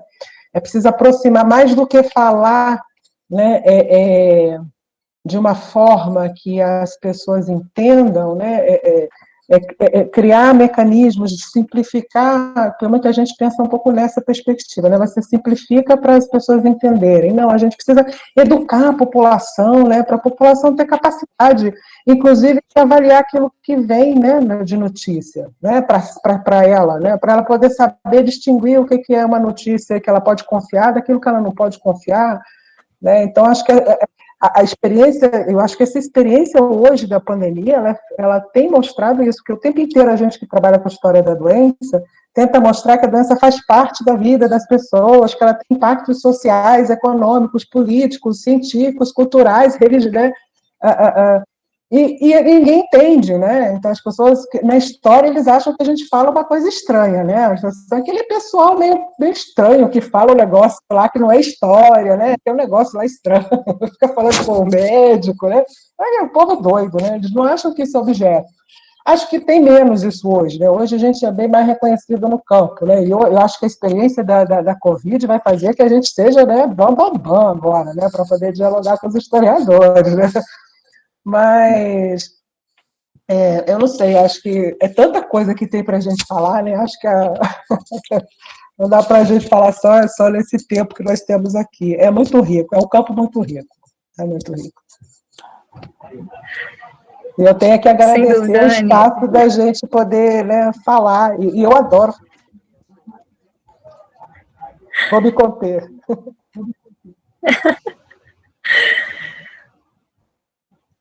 Bom, estamos recebendo vários comentários, parabenizando as apresentações.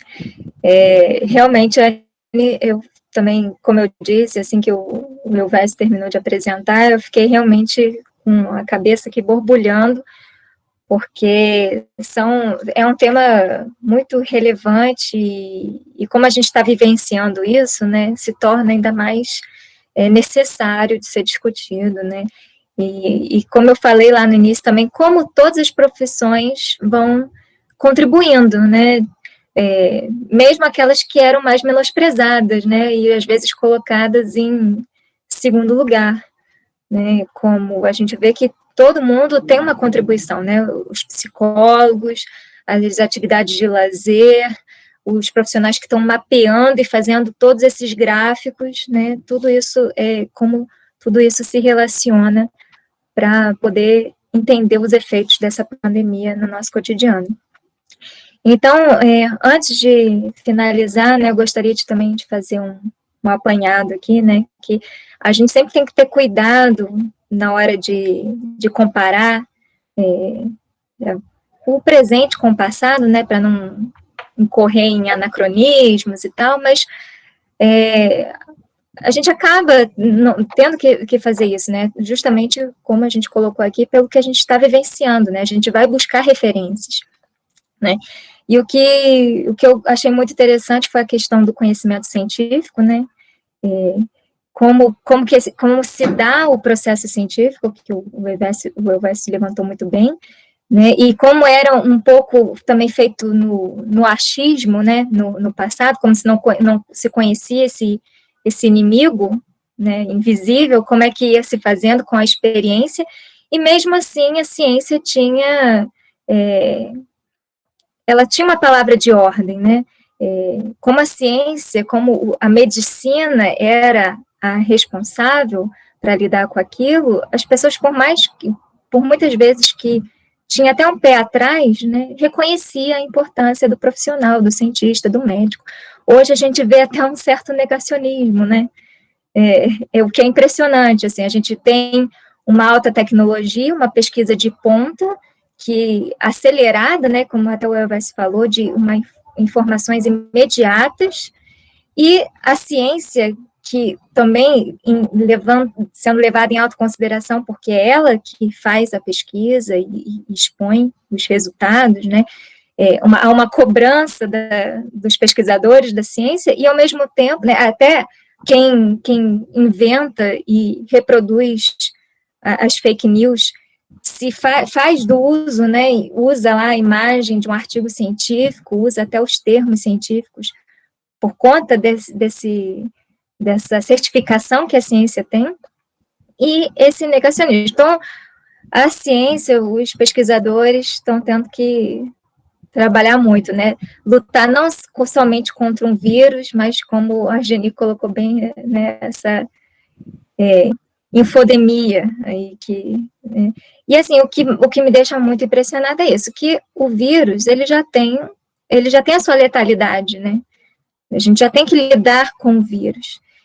E tudo isso seria, talvez, menos pior, né? Talvez não, com certeza seria menos pior com políticas sanitárias, né? Políticas públicas. A Anne Proença, a Anne Torres deixaram muito bem claro que as consequências da cólera, da febre amarela, da gripe espanhola não foram piores porque houve uma sensibilização, né? Uma sensibilidade das autoridades de fazerem alguma coisa no momento. E, por exemplo, no nosso contexto nacional, o que a gente vê é justamente o contrário, né? São as pessoas tendo que tomar suas iniciativas, como a Anne também falou que ocorreu, né, de certo modo, na gripe espanhola, as pessoas assustadas tendo que tomar suas iniciativas por conta própria e lidando com os boatos, né? Então, isso tudo, essa falta de direcionamento, potencializa o drama que a gente está vivendo, né? E eu gostaria de saber, então, se vocês quiserem fazer algumas considerações sobre isso, né? Mas a questão que eu coloco no final é que lição que a gente vai tirar dessa pandemia, né? Porque eu achei muito interessante quando a Anne Torres, né, colocou que a gripe espanhola foi um pouco esquecida, né? E o Elvésio, ele trouxe questões, né? O que a gente quer daqui para frente? Né? Então, assim, a respeito da ciência, né? Ciência cidadã. Então, eu gostaria de saber de vocês que lições que a gente vai tirar. Será que daqui a pouco tudo isso vai ser esquecido e a gente só vai olhar para trás quando tiver uma outra pandemia, né? Ou a gente vai tirar alguma lição realmente disso tudo que a gente está vivendo?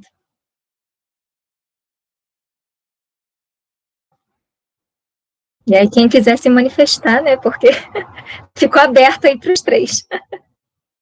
Já abriu meu microfone aqui, então. Como dizem os historiadores, né? O futuro pertence aos futurólogos, né? A Deus pertence, a quem de direito pertence, né? Apesar de que a gente fala também a respeito disso, né? Desse futuro. Não sei, né? Que lições nos vão ficar disso, né? Vamos esperar. Acho que a gente tem muitas lições para poder tomar dessa experiência. Eu muito particularmente, digo, eu aprendi uma lição. Estudando a pandemia de influenza, uma gripe, né, que é uma doença que se transmite como a Covid-T por né, partículas de secreção, né? Como você controla isso, né? Que tem um período de incubação, quer dizer, o sujeito está aí feliz e contente, esparramando um monte de vírus sem saber, né? E que tem esses pacientes que não têm sintomas, né?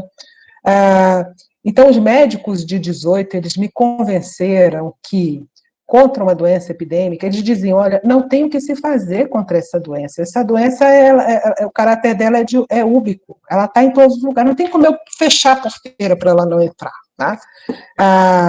E eu acreditei, eu comprei muito essa noção, né, essa ideia, e então quando veio a pandemia agora, eu me lembro quando eu estudei, era a época da SARS, né, eu fiquei muito impressionada com tudo aquilo que aconteceu, porque eu estava estudando aquilo no meu doutorado.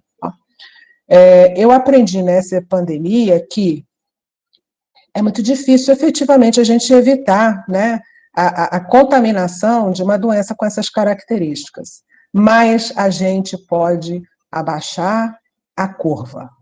Então, esse mantra, né, do flattening, de abaixar a curva, de fazer com que o caos não aconteça como aconteceu em 18, porque em 18 as pessoas morriam, caíam na rua e morriam, né?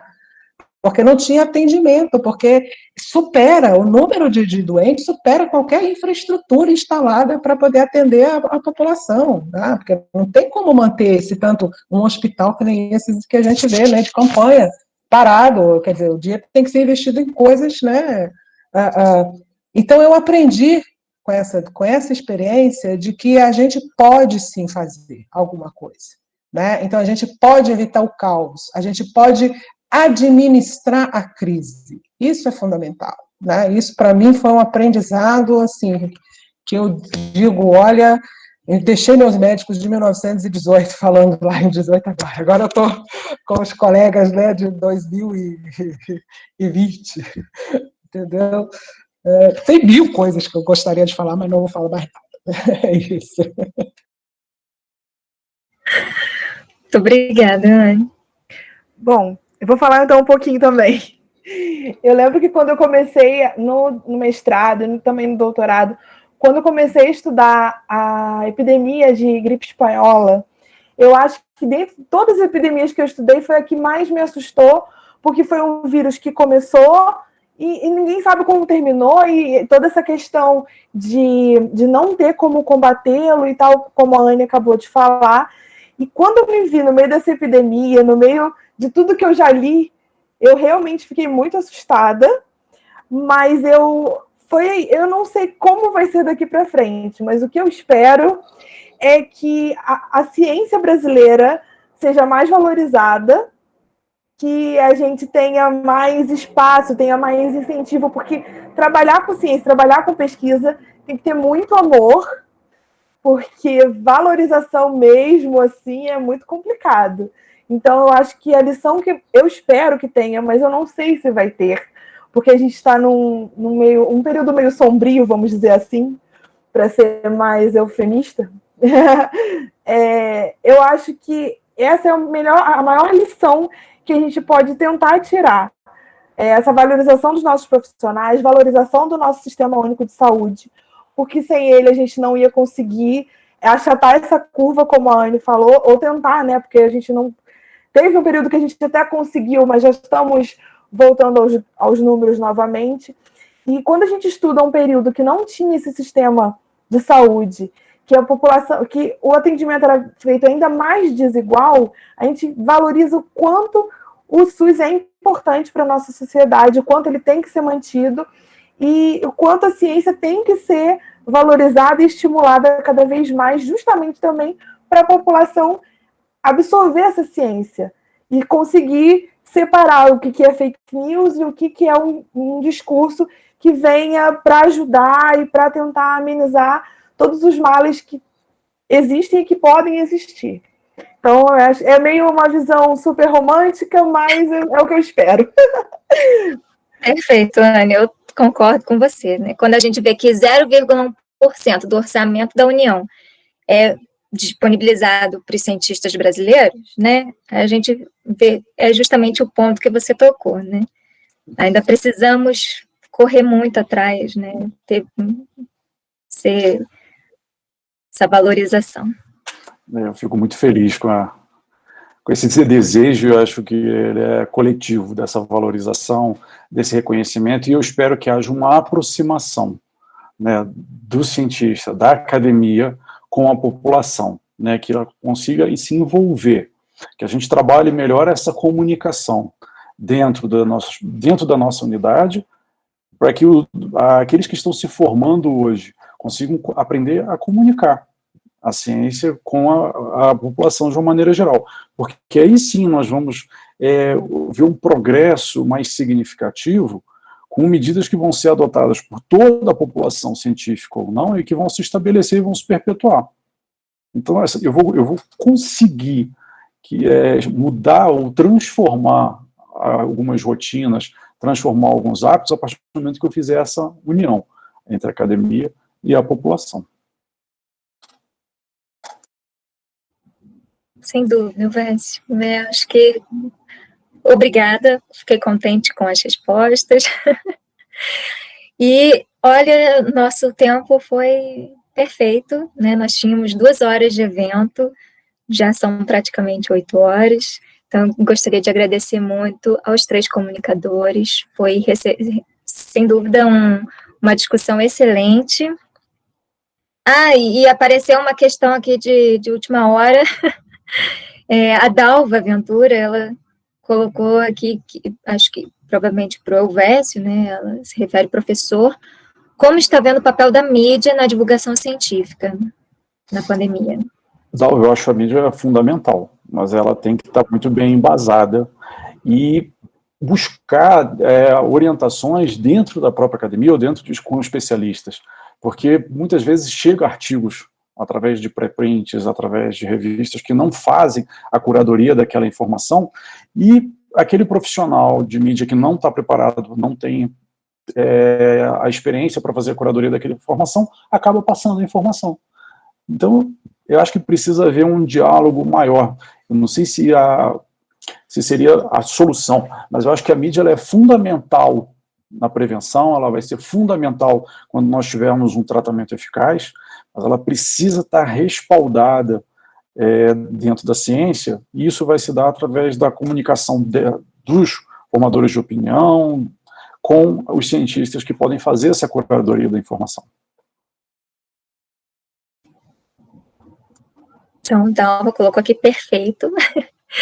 Então, agradecendo mais uma vez, aqui tem inúmeros comentários do pessoal agradecendo, parabenizando o evento. Realmente a discussão foi ótima e a gente ficaria aqui conversando mais, né? Como a Anne mesmo comentou, a gente tem assunto pano para manga, né? E então eu gostaria de convidar todo mundo para continuar conosco amanhã, né? O nosso terceiro e último dia de evento. Amanhã teremos a mesa Impactos da Pandemia do Novo Coronavírus. Né, a coordenação vai ser da Mazile, que é doutora em Políticas Públicas Comparadas, e como palestrante nós temos a Jenny Nader, que faz parte aqui da comissão organizadora, ela é mestre em Educação, a Carmen Lúcia Coelho, doutora em Psicologia, e o Pedro Higgins, especialista em Planejamento Urbano Ambiental. Então, acredito também que vai trazer uma discussão para um outro viés mais psicológico e também voltado para o meio ambiente, né, que a gente tem ouvido de tudo, né, durante essa pandemia. Então, a gente tentou abarcar, como eu disse lá no início, um tema multidisciplinar, né, a gente precisa tentar abarcar aí diversas frentes. Então, agradeço mais uma vez e vejo vocês amanhã, então.